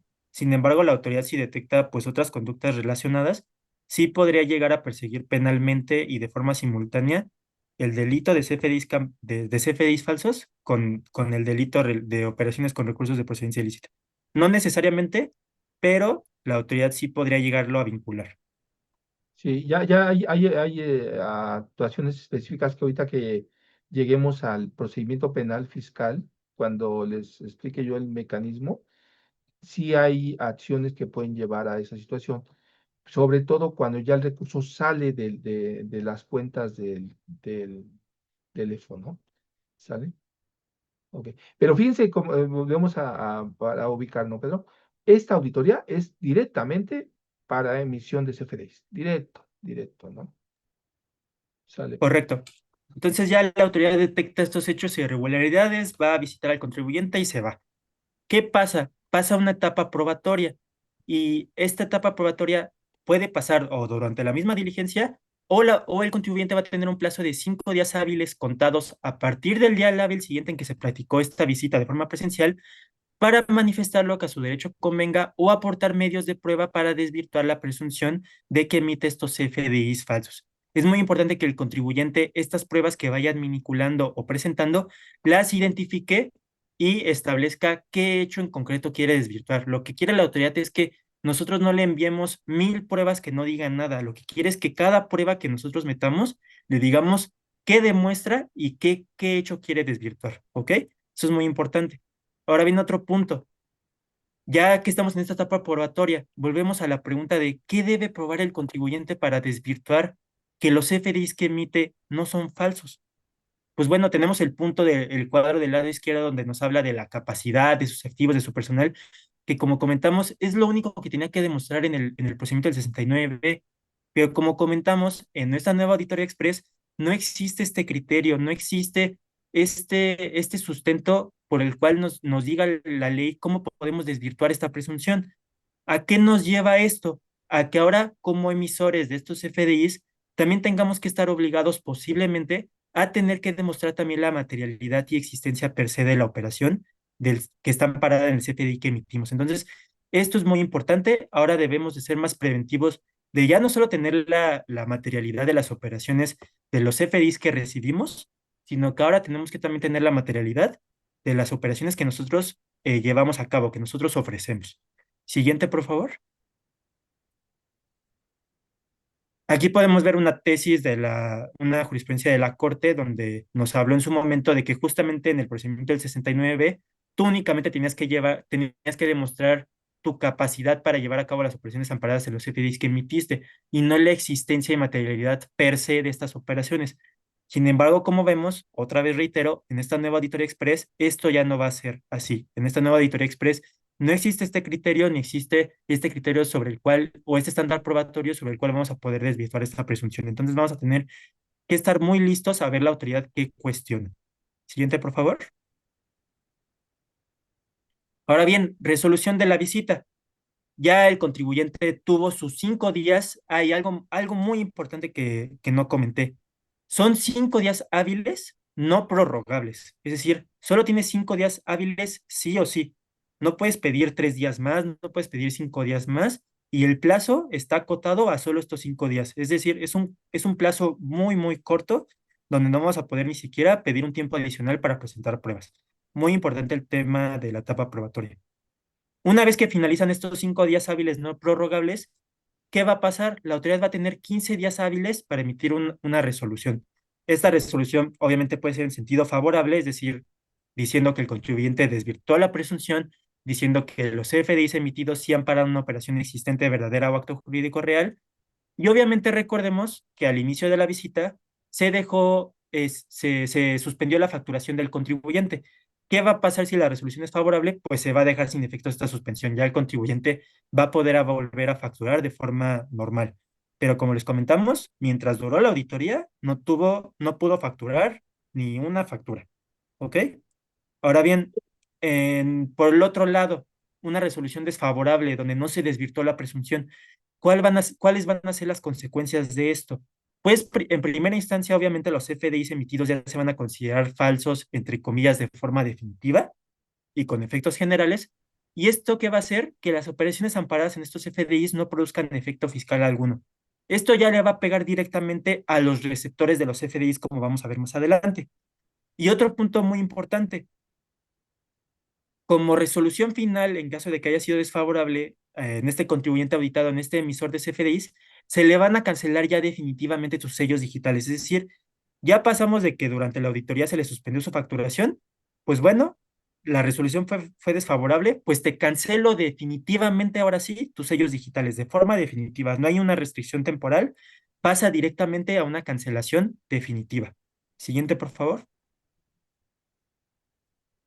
Ya les comenté que el plazo máximo de la nueva auditoría express es un máximo de 24 días hábiles. ¿Cuál va a ser el día 1? El día 1 cuando se entrega o surte efectos la notificación de la orden de visita. Y el día 24 o incluso antes, cuando se emita la resolución de la visita. Ese día va a finalizar la visita, esta nueva auditoría express. Ahora bien, muy importante algo que deben de tener en cuenta. Hay un escenario alterno de la visita. ¿Cuál es este escenario alterno? Un escenario en el que la autoridad se vea impedida de practicar la visita. ¿Qué va a pasar?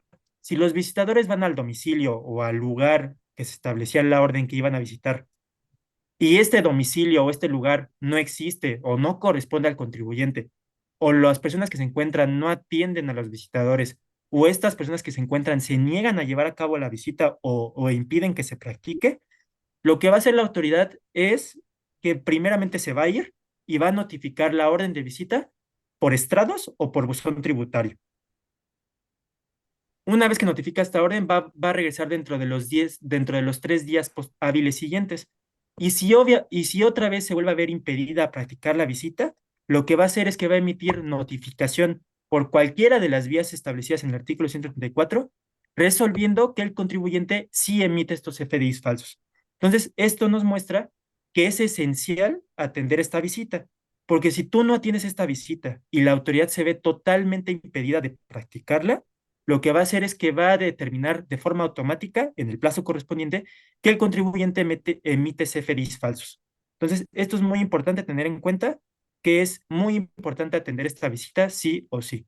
Siguiente, por favor.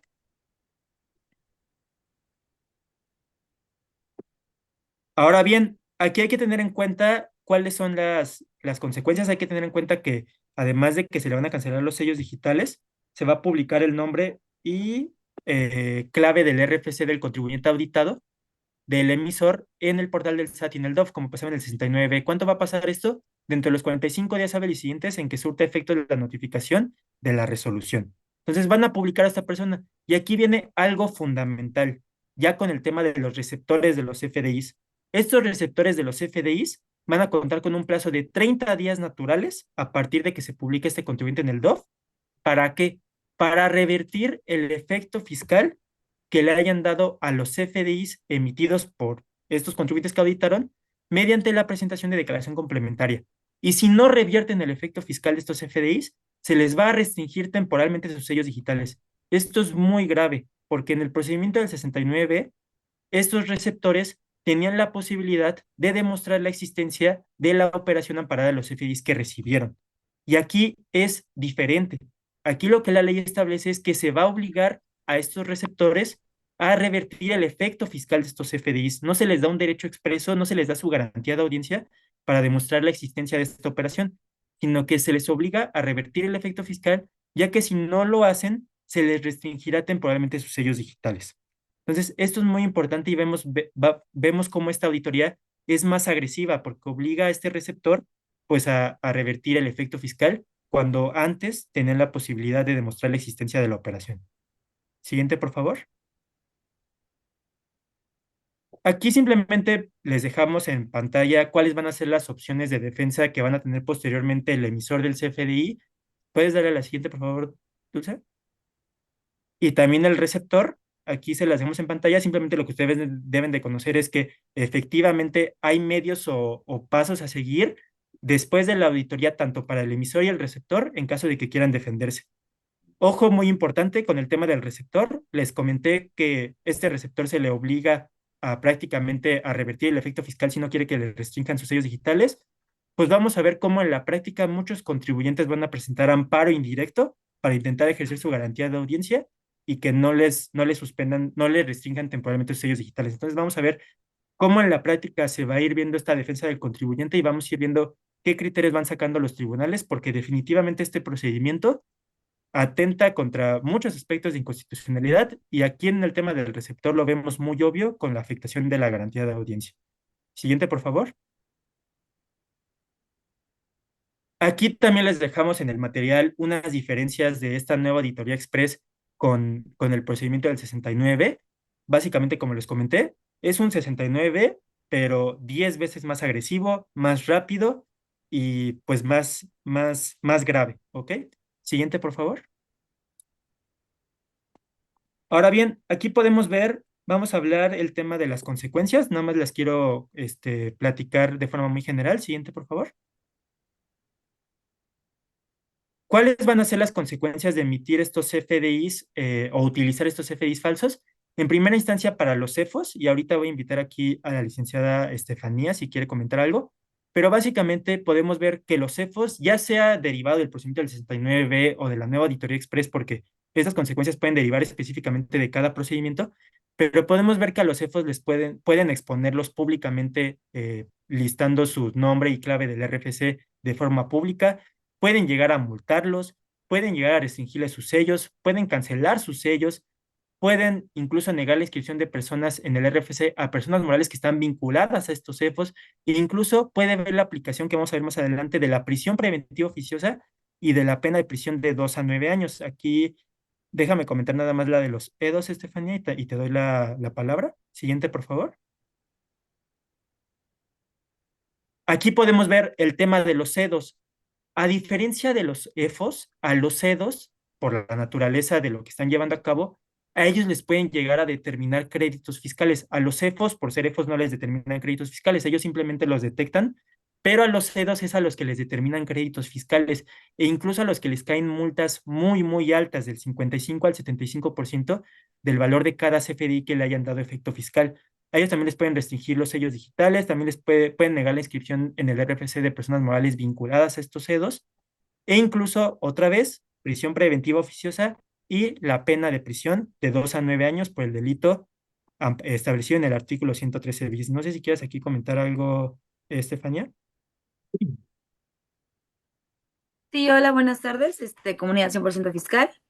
Bueno, yo creo que la parte más importante de este curso son las consecuencias, ya que nuestros contribuyentes deben de tomar en cuenta realmente cuáles son todas las afectaciones que van a ocurrir en el momento de expedir o comprar o en su caso obtener o en su caso aplicar esas facturas.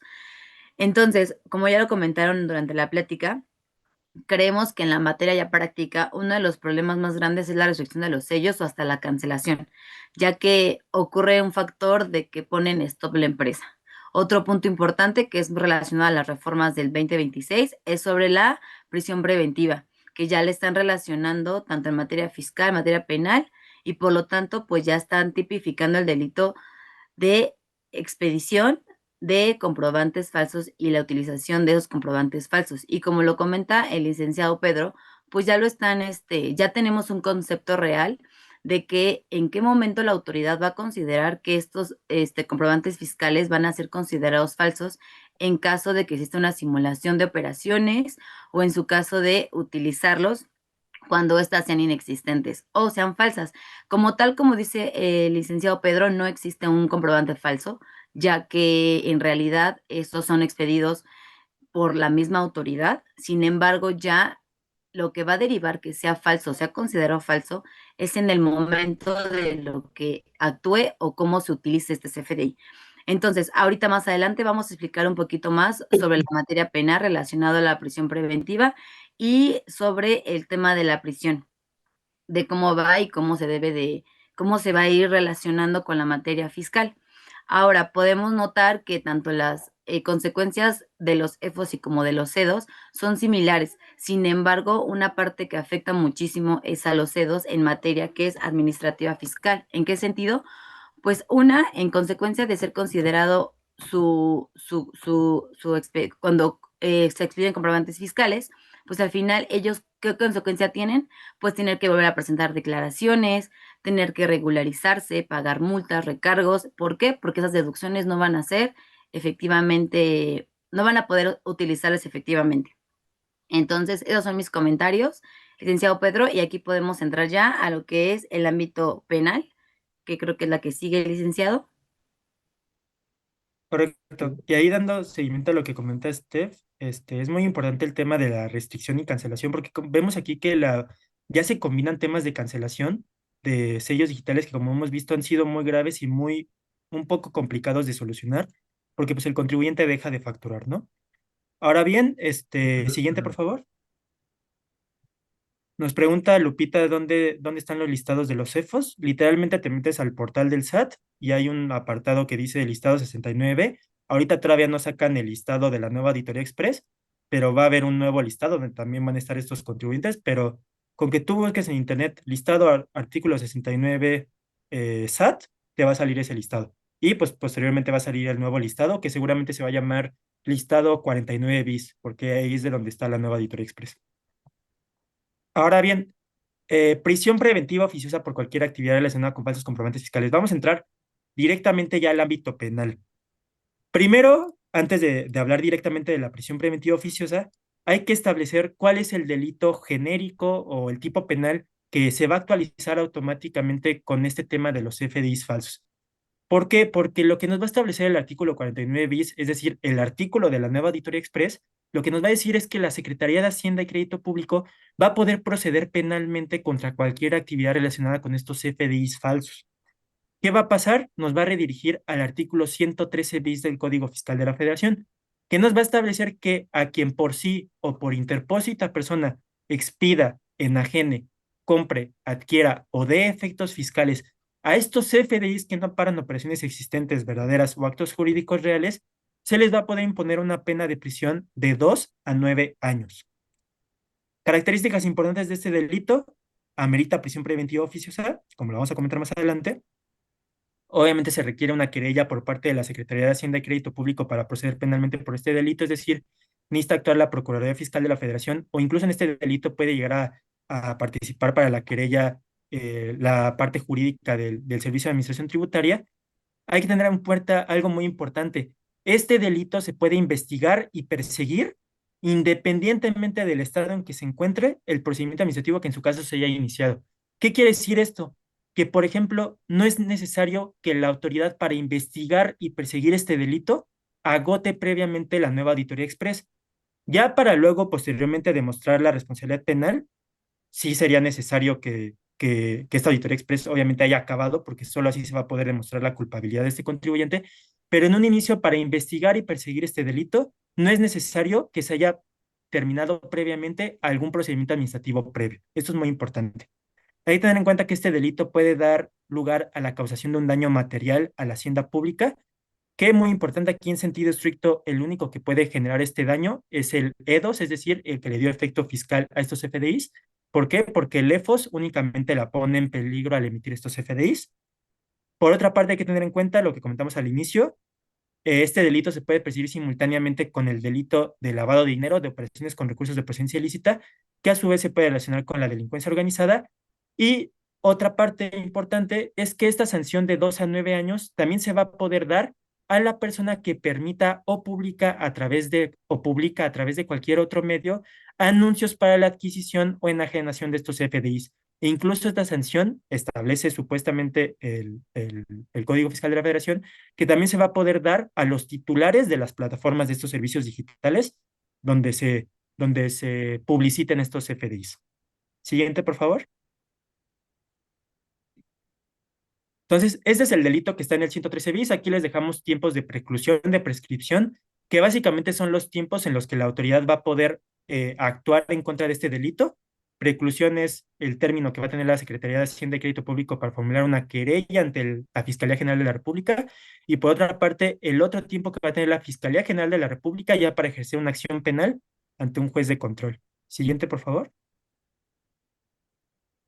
Y aquí entramos a un punto muy importante, el tema de que estas conductas relacionadas con la emisión y la utilización de CFDIs falsos no solo se van a perseguir con el artículo 113 bis del Código Fiscal de la Federación, no se van a perseguir solo con ese delito, sino que estas conductas también pueden llegar a actualizar otros delitos. En el caso de los CEFOS, el tema de asentar información falsa o de manera inadecuada de operaciones o transacciones contables, fiscales y sociales, esta conducta también la podría llegar a replicar UNEDOS. También el tema de los CEFOS, también estaría un delito, el nuevo delito del artículo 115 ter, que se relacionó con declarar hechos o datos falsos o presentar documentación falsa o alterada. Eso también la podría llevar a cabo el EDOS. Pero sobre todo el EDOS, ¿qué otras conductas muy importantes puede llegar a actualizar? ¿Qué otros delitos puede actualizar? La defraudación fiscal, equiparables de defraudación fiscal como consignar deducciones falsas o simular uno o más contratos, determinar pérdidas con falsedad, declarar y ya los otros más que vimos de los CEFOS. Entonces podemos ver cómo aquí no es solo el delito del 113 bis, sino que por la naturaleza de las conductas que llevan a cabo estos CEFOS o EDOS, se podrían llegar a actualizar la comisión también de otros delitos fiscales, no solo el del 113 bis. Siguiente, por favor. Ahora bien, ya teniendo en cuenta este antecedente de los delitos, de que pueden actualizar estos emisores o estas personas que utilizan estos FDIs falsos, vamos a hablar específicamente de la prisión preventiva oficiosa por esta cualquier actividad relacionada con falsos comprobantes fiscales. Aquí simplemente les dejamos en pantalla la reforma que hubo al artículo 19 constitucional y luego la posterior al artículo 167 del Código Nacional de Procedimientos Penales, que se los adelanto, esta armonización al 167 del Código Nacional de Procedimientos Penales se hizo de forma incorrecta porque básicamente hizo un espejo de lo que ya establecía la Constitución y no ligó qué se refiere esta cualquier actividad relacionada con falsos comprobantes, no la relacionó con ningún tipo penal. Es decir, este 167 del Código Nacional de Procedimientos Penales, para establecer un catálogo correcto, debió haber hilado o explicado a qué tipo penal encuadraba esta cualquier actividad relacionada con falsos comprobantes fiscales. Y esto porque es muy grave y se los voy a dar con un ejemplo muy exagerado. Ahorita nosotros, en este momento, estamos hablando de falsos comprobantes fiscales. Entonces, en teoría, yo estoy ahorita llevando cualquier actividad relacionada con estos falsos comprobantes fiscales. Estoy hablando de esto. Entonces, puede sonar muy absurdo, pero en la materia penal hay principios muy estrictos como el de taxatividad, el de certeza jurídica, que el código no nos está dando y no nos está definiendo cuándo la autoridad va a aplicar esta prisión preventiva oficiosa. Nosotros sabemos que debería ser solo respecto de las conductas del 113 bis, pero aquí podemos ver que la autoridad tiene muchos problemas y vicios legislativos, ¿no? Siguiente, por favor. Prisión preventiva oficiosa. ¿Qué es esta prisión preventiva oficiosa? Es una medida cautelar, no es una sanción definitiva, sino que es una medida cautelar que va a implicar que un contribuyente, o en este caso un imputado en la materia penal, sea privado de su libertad en un centro de reclusión hasta que finalice el proceso penal al que está siendo sujeto. Es decir, mientras se resuelve si este contribuyente es inocente o no, lo que va a hacer la autoridad es de forma como medida cautelar para asegurar la presencia de esta persona en el proceso penal, para evitar la obstaculización de este proceso, lo que va a hacer la autoridad es, pues te voy a aplicar esta prisión preventiva oficiosa y tú, mientras se resuelva tu situación jurídica, vas a estar privado de tu libertad en un centro de reclusión. ¿Cuánto tiempo va a ser esto? Pues lo que dure todo el proceso penal, 1, 2, 3 años, que pueden durar mucho tiempo el contribuyente ya privado de su libertad por el simple hecho de que se considere que está llevando a cabo este delito. Muy importante, el juez de control va a imponer esta medida cautelar de forma, entre comillas, automática. ¿Por qué? Porque así se lo va a exigir la Constitución y la normativa, sin necesidad de que la Fiscalía General de la República justifique su aplicación. Hay otras medidas cautelares que la Fiscalía General de la República o el MP sí debe justificar su aplicación. En este caso, la prisión preventiva oficiosa no la debe de justificar, sino que el juez de control, otra vez, la impone por exigencia constitucional y normativa.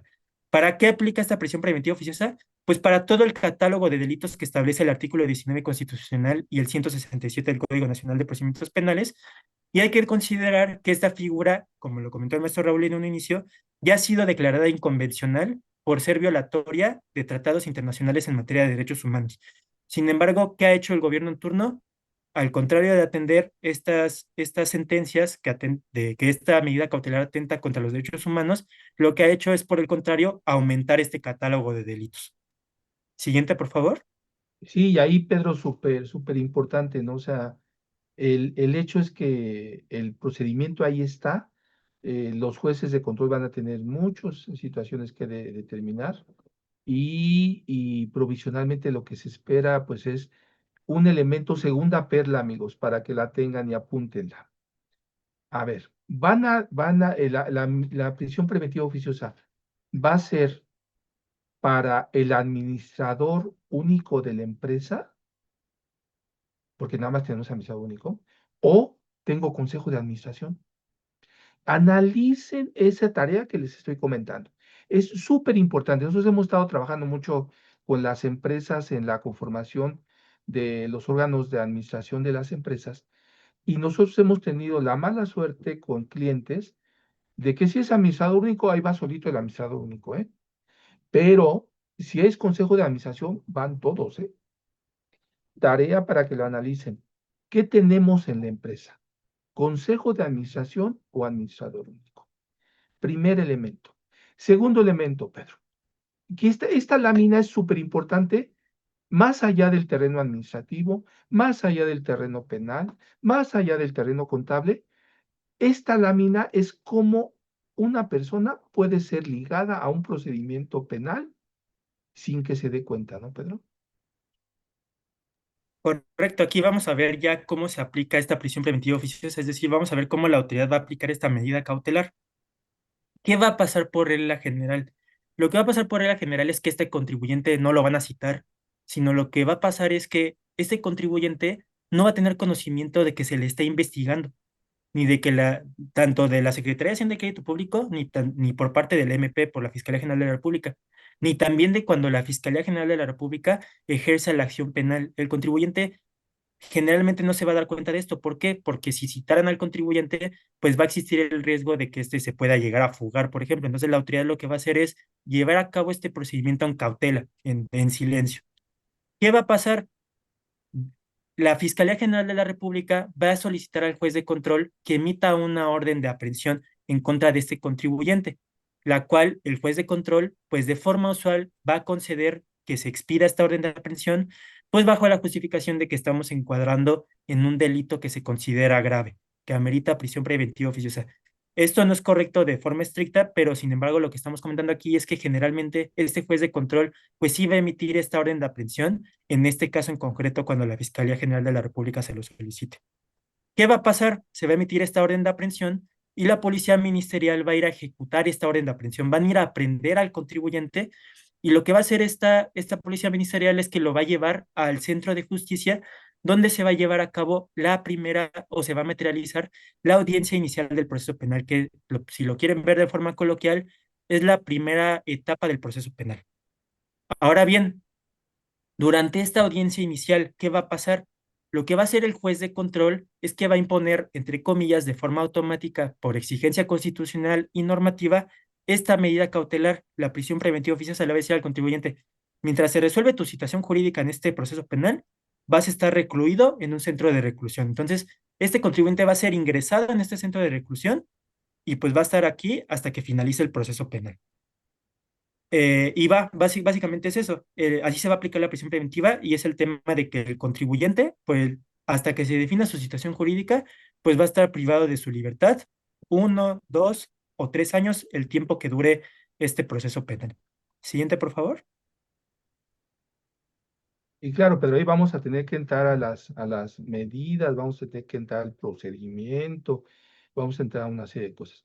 Y ahorita, amigos, aquí miren, aquí les voy a dejar unas laminitas muy interesantes. Ya cuando estamos en el proceso penal, ¿no, Estefanía? Cuando estamos en el proceso penal, Pedro, el equipo jurídico, ¿cómo analizamos el procedimiento penal? O sea, ya nos llega a nosotros ya el asunto, ya nuestro amigo está detenido, no está detenido, tenemos los elementos, como dijo Pedro, generalmente, ¿eh? Nosotros ya en el tema penal y mis compañeros abogados que me acompañan, expertos en el tema, los que nos acompañan desde el lado ahora del otro lado de la pantalla, pues tenemos que identificar el tipo penal, ¿no? A ver si existe este tipo penal, no existe este tipo penal, la sanción que le están señalando, hay que analizar los elementos del tipo, ¿no? Los elementos objetivos del tipo. ¿Quién es el sujeto activo? Pues el sujeto activo, este es la persona que está cometiendo la acusación, ¿no? Porque todavía vamos a decir que todavía no es culpable, pero provisionalmente ya está allá adentro. Luego, el sujeto pasivo, pues es el Estado, el gobierno, ¿no? Cuando ustedes escuchan estos conceptos, para que los vayan relacionando. El sujeto activo es ahora sí voy a usar el lenguaje, el acusado, ¿no? El sujeto pasivo es el Estado. La conducta es engañar a la autoridad, amigos. Todos los delitos fiscales son graves, ¿sale? Todos son con dolo. Entonces, primero es la conducta. ¿Qué buscamos? Pues que evadió impuestos, pero también hay delitos que les comento que no necesariamente evadió impuesto. Por ejemplo, ocultó la contabilidad.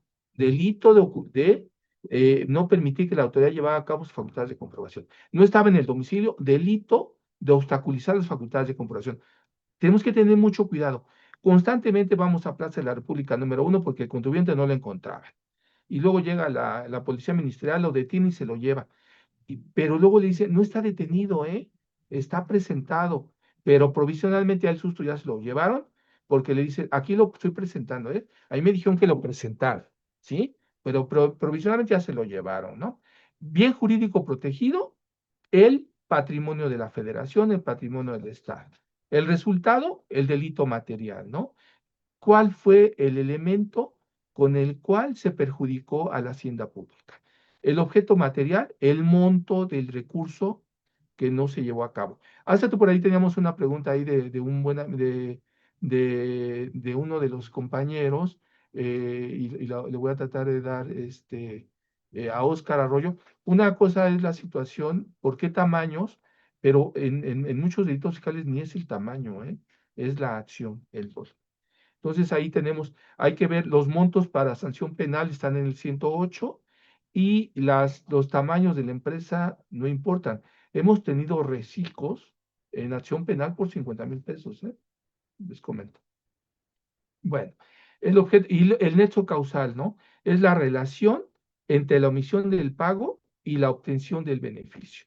Entonces, aquí les dejamos estos elementos. Adelante, por favor, Dulce. Aquí eso es para que ustedes le vayan viendo. Los elementos subjetivos, regresamos, Dulce, al anterior.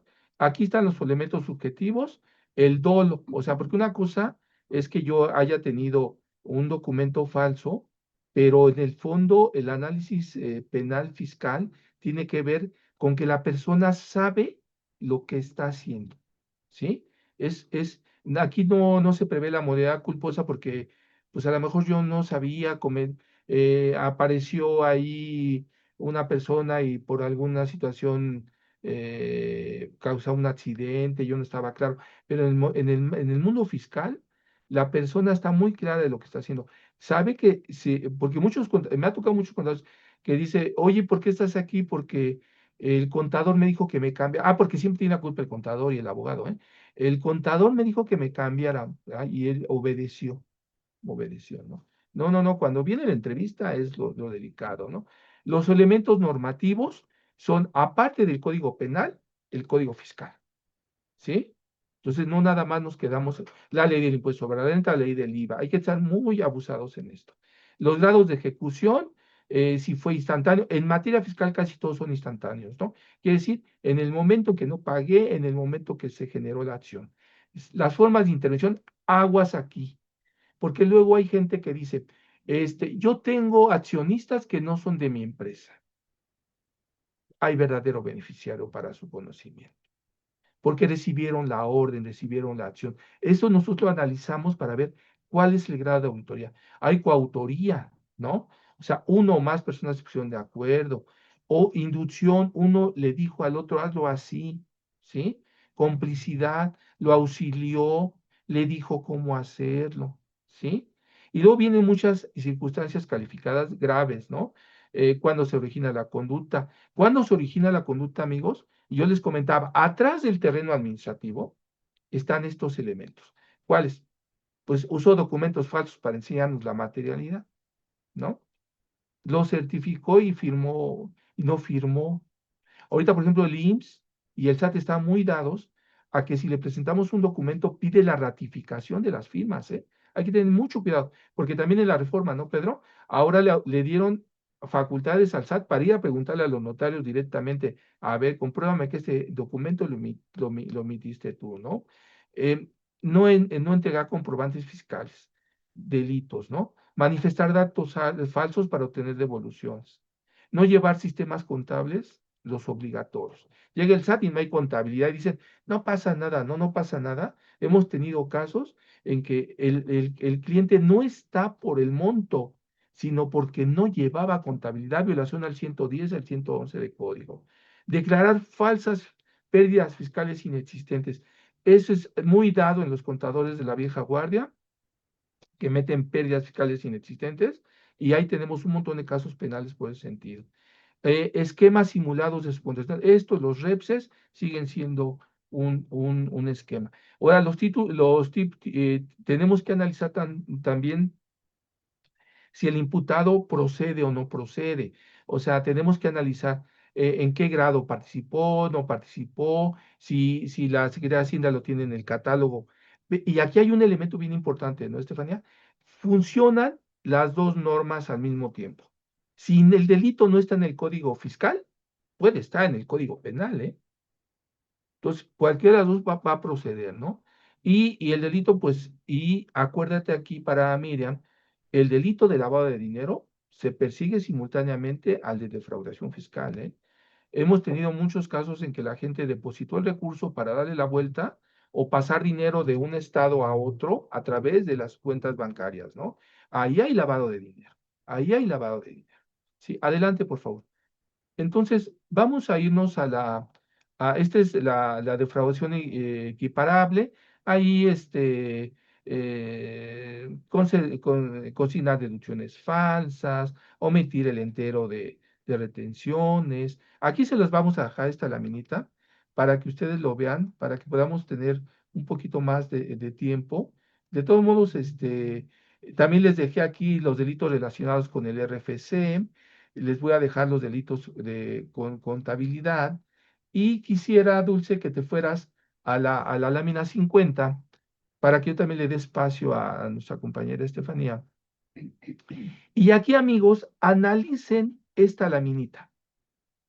Cuando yo tengo un delito fiscal por usar comprobantes falsos, ¿sí? Primerizo, pues vamos a ubicarlo, como les dijo Pedro, en el 113, y vamos a sancionar por algunos elementos, ¿no? ¿Cuál va a decir la autoridad en el 100? Ya estamos en el análisis penal, ya estamos aquí, el cliente lo tenemos sentado, qué bueno que lo tengamos aquí en la oficina o su domicilio, pero a lo mejor lo tenemos ya del otro lado de la reja, ¿no? Ahí la autoridad va a decir, vamos primero a analizar si es por expedición, o sea, el contribuyente lo hizo, o comercialización, que es muy complicado, porque dice, a ver, demuéstrame que me lo vendió, ¿no? ¿Sí? O el delicado, ampara operaciones inexistentes o falsas. No hay materialidad, no existe la razón de negocio, no existe la trazabilidad, que ahorita les voy a explicar, Estefanía, en el mundo administrativo contra el mundo penal. Elementos, pues ya les dije, ¿no? El tipo común, ¿no? O sea, cualesquiera que sea contribuyente o no, porque ahí tenemos que tener un cuidado, ¿no? No necesariamente hay que ser contribuyente para ser sujeto de este delito, porque a lo mejor es el emisor de CFDI, ni siquiera existe la empresa, ¿no? O le dio efectos fiscales, o negó que ahí estaba la persona en coautoría en el domicilio, ¿sí? El sujeto pasivo, pues ya les dije, el fisco federal. La conducta, hay muchísimas modalidades. Es pedir, darle efectos fiscales, publicar, el grado, pues vamos a analizar cómo impactó a la hacienda pública ese bien protegido, ¿no? porque es lo que el SAT siempre ya en los elementos, porque platicábamos, ¿no, Pedro? Ahí tenemos elementos de procedibilidad, pues vamos a tener que tener un procedimiento que va a ser una querella o una declaración de perjuicio, ¿no? Se perjudicó a la hacienda pública y la autoridad va a tener que hacer un dictamen técnico contable, que ahora lo llaman diferente, pero la autoridad va a proceder mediante un dictamen técnico contable para decir cuál fue el perjuicio a la hacienda pública. ¿Sí? El objeto material en el delito de CFDIs, pues el comprobante fiscal, ¿no? Que contiene información falsa. ¿Por qué? Porque no soporta un elemento. El nexo causal, el efecto fiscal que le dimos. Y eso va a dar un poquito de respuesta a nuestro amigo Gregorio, pues no necesariamente es porque yo saque ya después el comprobante y no le di efectos. Ahí hay conductas que son conocidas en el mundo fiscal como hechos que a lo mejor no los llevé a cabo, pero ya les di efectos. Ya presenté la declaración, la quiero bajar, tienes elementos, no solamente la multa, aguas, porque aquí hemos tenido casos en que y ya quieren desaparecer 10 millones de pesos o 20 millones de la cuenta, cuando el hecho ya lo habían llevado a cabo y ahora hay que, por eso la autoridad es muy cuidadosa cuando dice, cuando en el ciento, en la reforma para el Código Fiscal, cuánto tiempo tenemos para cancelar un CFDI, ¿no? Y aguas, porque no es lo mismo cancelar que sustituir que modificar. Luego tenemos la forma de intervención, ¿no? Los grados de lo que les decía ahorita, los elementos normativos, 29 y 29A. Contador, abogado, fiscalista, se lo debe de saber al revés y al derecho 29 y 29A, ¿sí? Y el 69.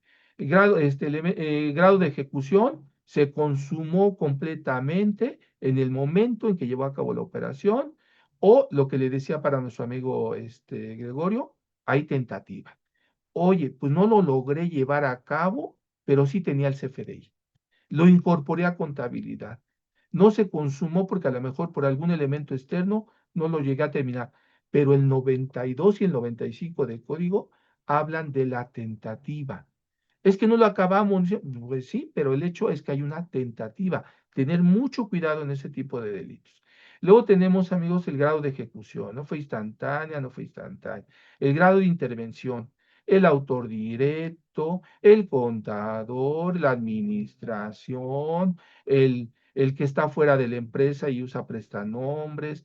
O sea, hay que hacer mucho cuidado. Fue interpósita persona, el autor intelectual. O sea, ya en el mundo penal estamos en otra materia.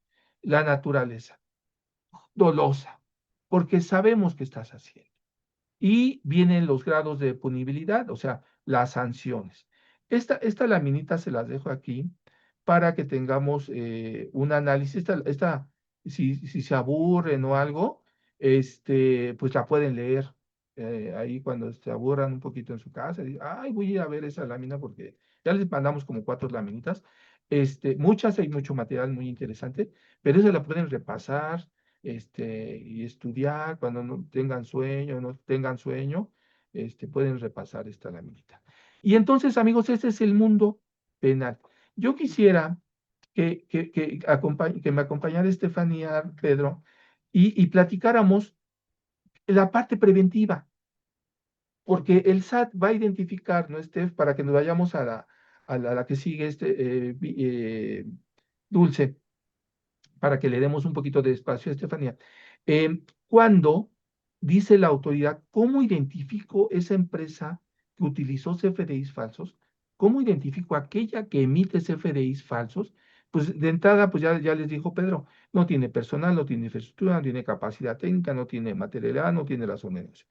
Y el que la usa, pues a lo mejor va a tener un resultado fiscal diferente. ¿Y dónde le damos esos elementos, Esther? En la declaración de ejercicio, en los pagos provisionales. Por eso les comentaba yo al principio, este nuevo CFDI 5.0 nos va a causar muchos problemas. Entonces, Esther, no sé si quieras empezar y Sí, platicarles claro. un poquito. Son como elementos aquí, amigos, ya preventivos. Estamos en el mundo administrativo y la clave para no caer en un delito fiscal es el elemento totalmente administrativo, ¿no, Steph? Ok, hola, hola, Miriam, contestando tu pregunta que tienes en el chat, de hecho, vamos dirigido a esto. La autoridad fiscal desde hace muchos años lleva revisando a las empresas y visualizando qué es lo que realmente ellos necesitan para poder entender cómo demostramos que realmente recibimos la operación. Tenemos clientes que llevan operaciones reales y aún así nos están diciendo que no se cumplen con los requisitos. Entonces, ¿cuáles son las claves para demostrar una operación? Ya sea por servicio o por la compra de productos, entre otros, ¿no? Muy importantes, que es materialidad, fecha cierta, razón de negocio y sustancia económica. La que sigue, por favor. La materialidad. ¿Qué es la materialidad? La materialidad es toda la información que vas a tener con tu cliente o tu proveedor relacionada a toda la evidencia, todos los soportes documentales que van a demostrar que se llevaron a cabo. Es decir, desde la cotización, cómo se conocieron, los contratos, los expedientes. Hay que entender que la autoridad ya señala tal cual que nosotros debemos de tener expedientes de nuestros clientes y nuestros proveedores y nosotros identificar que nuestros clientes y proveedores realmente estén realizando operaciones adecuadas y cumplan con toda la capacidad técnica, infraestructura, personal para que ellos nos puedan prestar el servicio y por lo tanto nosotros poder demostrarle a la autoridad y para poder hacer deducibles estos FDIs de estos gastos, en este caso la materialidad. Al principio la autoridad literal sí iba nada más con la materialidad. Existe materialidad, ya sea legal, que vienen los contratos, expedientes fiscales, los poderes de las empresas, si hay modificaciones. En administrativo, todo el expediente de los clientes, los presupuestos, cómo se conocen las empresas, cómo se manejan las empresas, las redes sociales de las empresas, el expediente fiscal, ya sea en este caso, pues la emisión del CFDI, que se cuente con toda la contabilidad, etcétera, ¿no? También otro punto importante, la opinión de cumplimiento, ¿no? Que esté positiva de nuestro proveedor o de nuestro cliente. Ahora, ¿cuál es la materialidad más importante? Más allá de la legal, de la fiscal y de la administrativa, pues la directa. ¿En qué sentido? Pues toda la información que realmente se está realizando el servicio. Es decir, fotografías, las minutas de entrega, los procedimientos, cómo te prestaron el servicio, cómo te van a entregar el servicio, etcétera. Si quieres, podemos pasar a la que sigue. Sí, y sí, Ahora, fíjate, perdón, que te haga, sí, interrumpa un poquito tu esquema. Ahorita vamos a presentar este es nuestro método de trabajo en socio interno. Fíjense que tengo un buen amigo y que lo respeto mucho, es un doctor también en materia fiscal y lo respeto muchísimo al doctor, es un gran ejemplo para nosotros los de otras generaciones. Pero el doctor dice, no todos deben de tener materialidad, engañan al contribuyente. Efectivamente, el maestro tiene toda la razón. Deben de protegerse aquellos que no tienen una actividad real, ¿no? O que no están llevando a cabo la acción, o que ese CFDI va a soportar una actividad que no llevan a cabo. Y como dice Steph, y aún así, Steph, aunque toda la operación se demuestre, el SAT viene y te pide la materialidad. Ahora el INS nos ha pedido la materialidad. Ahora Infonavit nos ha pedido la materialidad. Entonces, ¿qué quiere decir? Pues que sí, yo respeto mucho la posición del doctor en decir, no todos deben demostrar materialidad. Yo en estricto sentido, yo digo que sí, porque no sabemos el criterio de la autoridad, ¿no? Y entonces, ¿cómo demuestras esta materialidad, con este cuadrito famoso de nosotros? sí, exactamente, es lo que les estaba explicando. La autoridad siempre nos va a pedir que demostremos la operación, ¿no? La operación se va a demostrar con los expedientes, con toda la información que tengamos relacionada con ese cliente, con ese proveedor, tanto fiscal, tanto legal, tanto administrativa. Pero lo más importante es cómo realmente recibiste esa operación, cómo conociste a tu cliente, cómo te prestó el servicio, fotografías de evidencia, correos de evidencia, videos de evidencia, a lo mejor cursos de evidencia, formas de trabajo de la empresa para poder demostrar cómo sí me prestaron el servicio, ya que hay ocasiones donde hacen facultades de comprobación y aunque en el momento te hayan dado toda su información, las empresas no tienen la información a la mano. La perdieron, la extraviaron o como ya pasaron años de haber recibido ese servicio, pues obviamente no tienen la información adecuada en este momento. Por eso hay que tener exactamente toda la información bien registrada y bien administrada para que podamos demostrar ese servicio. Ahora, la que sigue, por favor. ¿Para qué va a servir la materialidad? Pues simple y sencillamente para poder demostrar a la autoridad que realmente nosotros recibimos el servicio y se realizó la operación. y que por lo Disculpa, ¿cuánto tanto, tiempo se tiene que guardar esta materialidad? Bueno, la norma dice que sí, 5 años, la norma dice que 5 años, que son las facultades de comprobación de la autoridad, pero si la empresa tiene un procedimiento, por ejemplo, de liquidación, pues la autoridad te la va a pedir, la tienes que entregar al que le vas a vender, a una fusión o escisión. O también vamos a tener el elemento de que si la empresa no tiene contabilidad, incluso la que te prestó el servicio y 10 años, la autoridad dice 10 años. Entonces yo estoy bien, pero a lo mejor el que me prestó el servicio no tenía contabilidad, pues 10. Nos va a aplicar en forma inversa, ¿no? Sí, ok, adelante. sí, ahora, la que sigue, por favor. Ahora, otro punto importante es la fecha cierta, que va de la mano. La que sigue, por favor. Va de la mano con todo lo que es la materialidad. Contratos que tengan fecha cierta, es decir, que estén ante notario, que estén firmados por medios electrónicos, por correos electrónicos. Entonces, la fecha cierta es muy importante para poder acreditar que la operación se llevó a cabo en tiempo y forma en ese momento que fue expedido el CFDI. ¿Ok? Y eso se puede demostrar con los siguientes puntos. La que sigue, por favor.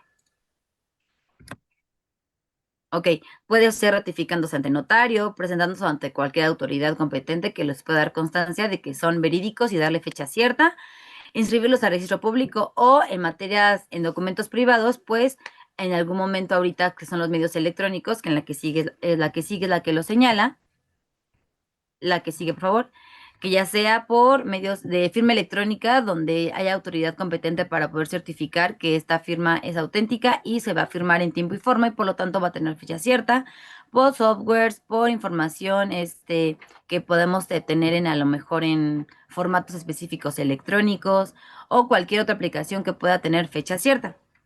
¿Para qué? Para que la autoridad pueda determinar que realmente en ese momento se llevó la relación y se prestaron los servicios, ya sea por productos o por venta de productos. La que sigue, por favor. Ahora vamos con la más importante, que es la razón de negocio. En muchas ocasiones ya pasó la materialidad, ya pasó fecha cierta, sí. Y ahora, ¿cuál fue la razón del negocio? O sea, ¿cuál fue la razón por la cual nosotros realmente tuvimos ese servicio? ¿Qué me benefició? ¿Tuve utilidades? ¿Qué incrementó en mi empresa? ¿Qué no incrementó? Entonces, razón de negocio es relativamente una de las más importantes para poder demostrar a la autoridad que realmente yo tuve un beneficio, ya sea económico o un beneficio a la empresa, por lo cual yo tuve ese servicio o compré este producto. La que sigue, por favor, y nos vamos hasta la 61, que es sustancia económica. Exactamente. Bueno, vámonos a la 61. No, perdón, 66, que es la de sustancia económica. Sustancia económica, lo que comentaba Miriam. ¿Hasta cuándo vamos a tener nosotros toda la información guardada? Pues son 5 años o más. ¿Por qué? Porque la autoridad va a poder revisarnos en el momento que realice facultades de comprobación, realice compulsas o nos hagan ese tipo de autoridades express. Entonces, la sustancia económica también debemos de tener toda la información y documentación. Entonces, no sé si quiera comentar algo más, licenciado o licenciado Pedro. Sí, nada más para, Miriam, fíjate que hemos tenido casos en que los 5 años que tiene la autoridad para la prescripción y caducidad en la parte administrativa, pero también para la aplicación de los procedimientos penales, pues son 5 años, ¿no? Pero hemos tenido casos en que en el año 4, mes 11, día 15, llega el procedimiento penal y entonces esos años se alargan, ¿no? Entonces tenemos ahí que analizar esas situaciones. Pues no, nada más yo quisiera que Pedro, aprovechando ahí tu experiencia que señalaste, Pedro les platicara un poquito de cómo se hace el compliance preventivo para que cada quien desarrolle su compliance preventivo en esta materia, ¿no, Pedro? Sí, siguiente, por favor. Vete a la, Al- la- Donde está la parte de compliance, más adelante. está en la Siguiente. página, Ok. Bueno, el compliance en la básicamente van a 69. ser, ahí Ajá. está, van a ser todos los modelos, programas que podemos llevar a cabo enfocados en la previsión. Lo podemos aplicar en muchas áreas, sin embargo, la podemos llegar a aplicar en el área fiscal y penal. Yo simplemente me gustaría enfocarme en la parte penal ahorita. Siguiente, por favor. Bueno, en la parte penal combinado con la fiscal, nos va a poder ayudar a prevenir la comisión de delitos fiscales, enfocado en que la organización pueda demostrar que llevó a cabo medidas preventivas para evitar que estos delitos se actualizaron. ¿Qué es lo importante del compliance a nivel legal? que puede tener beneficios como la atenuación de sanciones o incluso la exclusión de la responsabilidad de personas morales. Vamos a verlo más adelante. Siguiente, por favor. Esto es muy importante. Si tú tienes un modelo de cumplimiento adecuado, enfocado en este caso, lo orientamos al tema de los FDIs falsos, en acreditar la existencia de estas operaciones. Si nosotros, si una persona moral, previo al hecho delictivo que se les imputa, tienen un debido control en la organización y además, después o antes del hecho delictivo que se les imputa, llevaron acciones para disminuir el daño provocado, puede tener como beneficio, uno, que las sanciones correspondientes se atenúen hasta en una cuarta parte, o incluso que la responsabilidad penal de esta persona moral se exima, que no sean responsables penalmente por la comisión de este delito. ¿Por qué es esta justificación? Porque las personas físicas dentro de la organización que están actuando a nombre de la persona moral pudieron llegar a no haber atendido fraudulentamente a este modelo de cumplimiento. Entonces, este modelo de cumplimiento sirve para proteger penalmente a las empresas y no solo para protegerlas de esta responsabilidad penal, sino para que efectivamente eviten la comisión de estos delitos fiscales y sobre todo, si lo orientamos a la parte fiscal, para que se haga un modelo establecido en cumplir con estas obligaciones fiscales de forma más proactiva y evitar justamente estos incumplimientos. Siguiente, por favor. Aquí les dejamos pues elementos relacionados con el compliance respecto a la matriz de riesgos que se debe de seguir, porque se deben de identificar estos riesgos y contingencias fiscales y penales. Siguiente, por favor. Aquí les dejamos algunas referencias para la implementación de este modelo de compliance.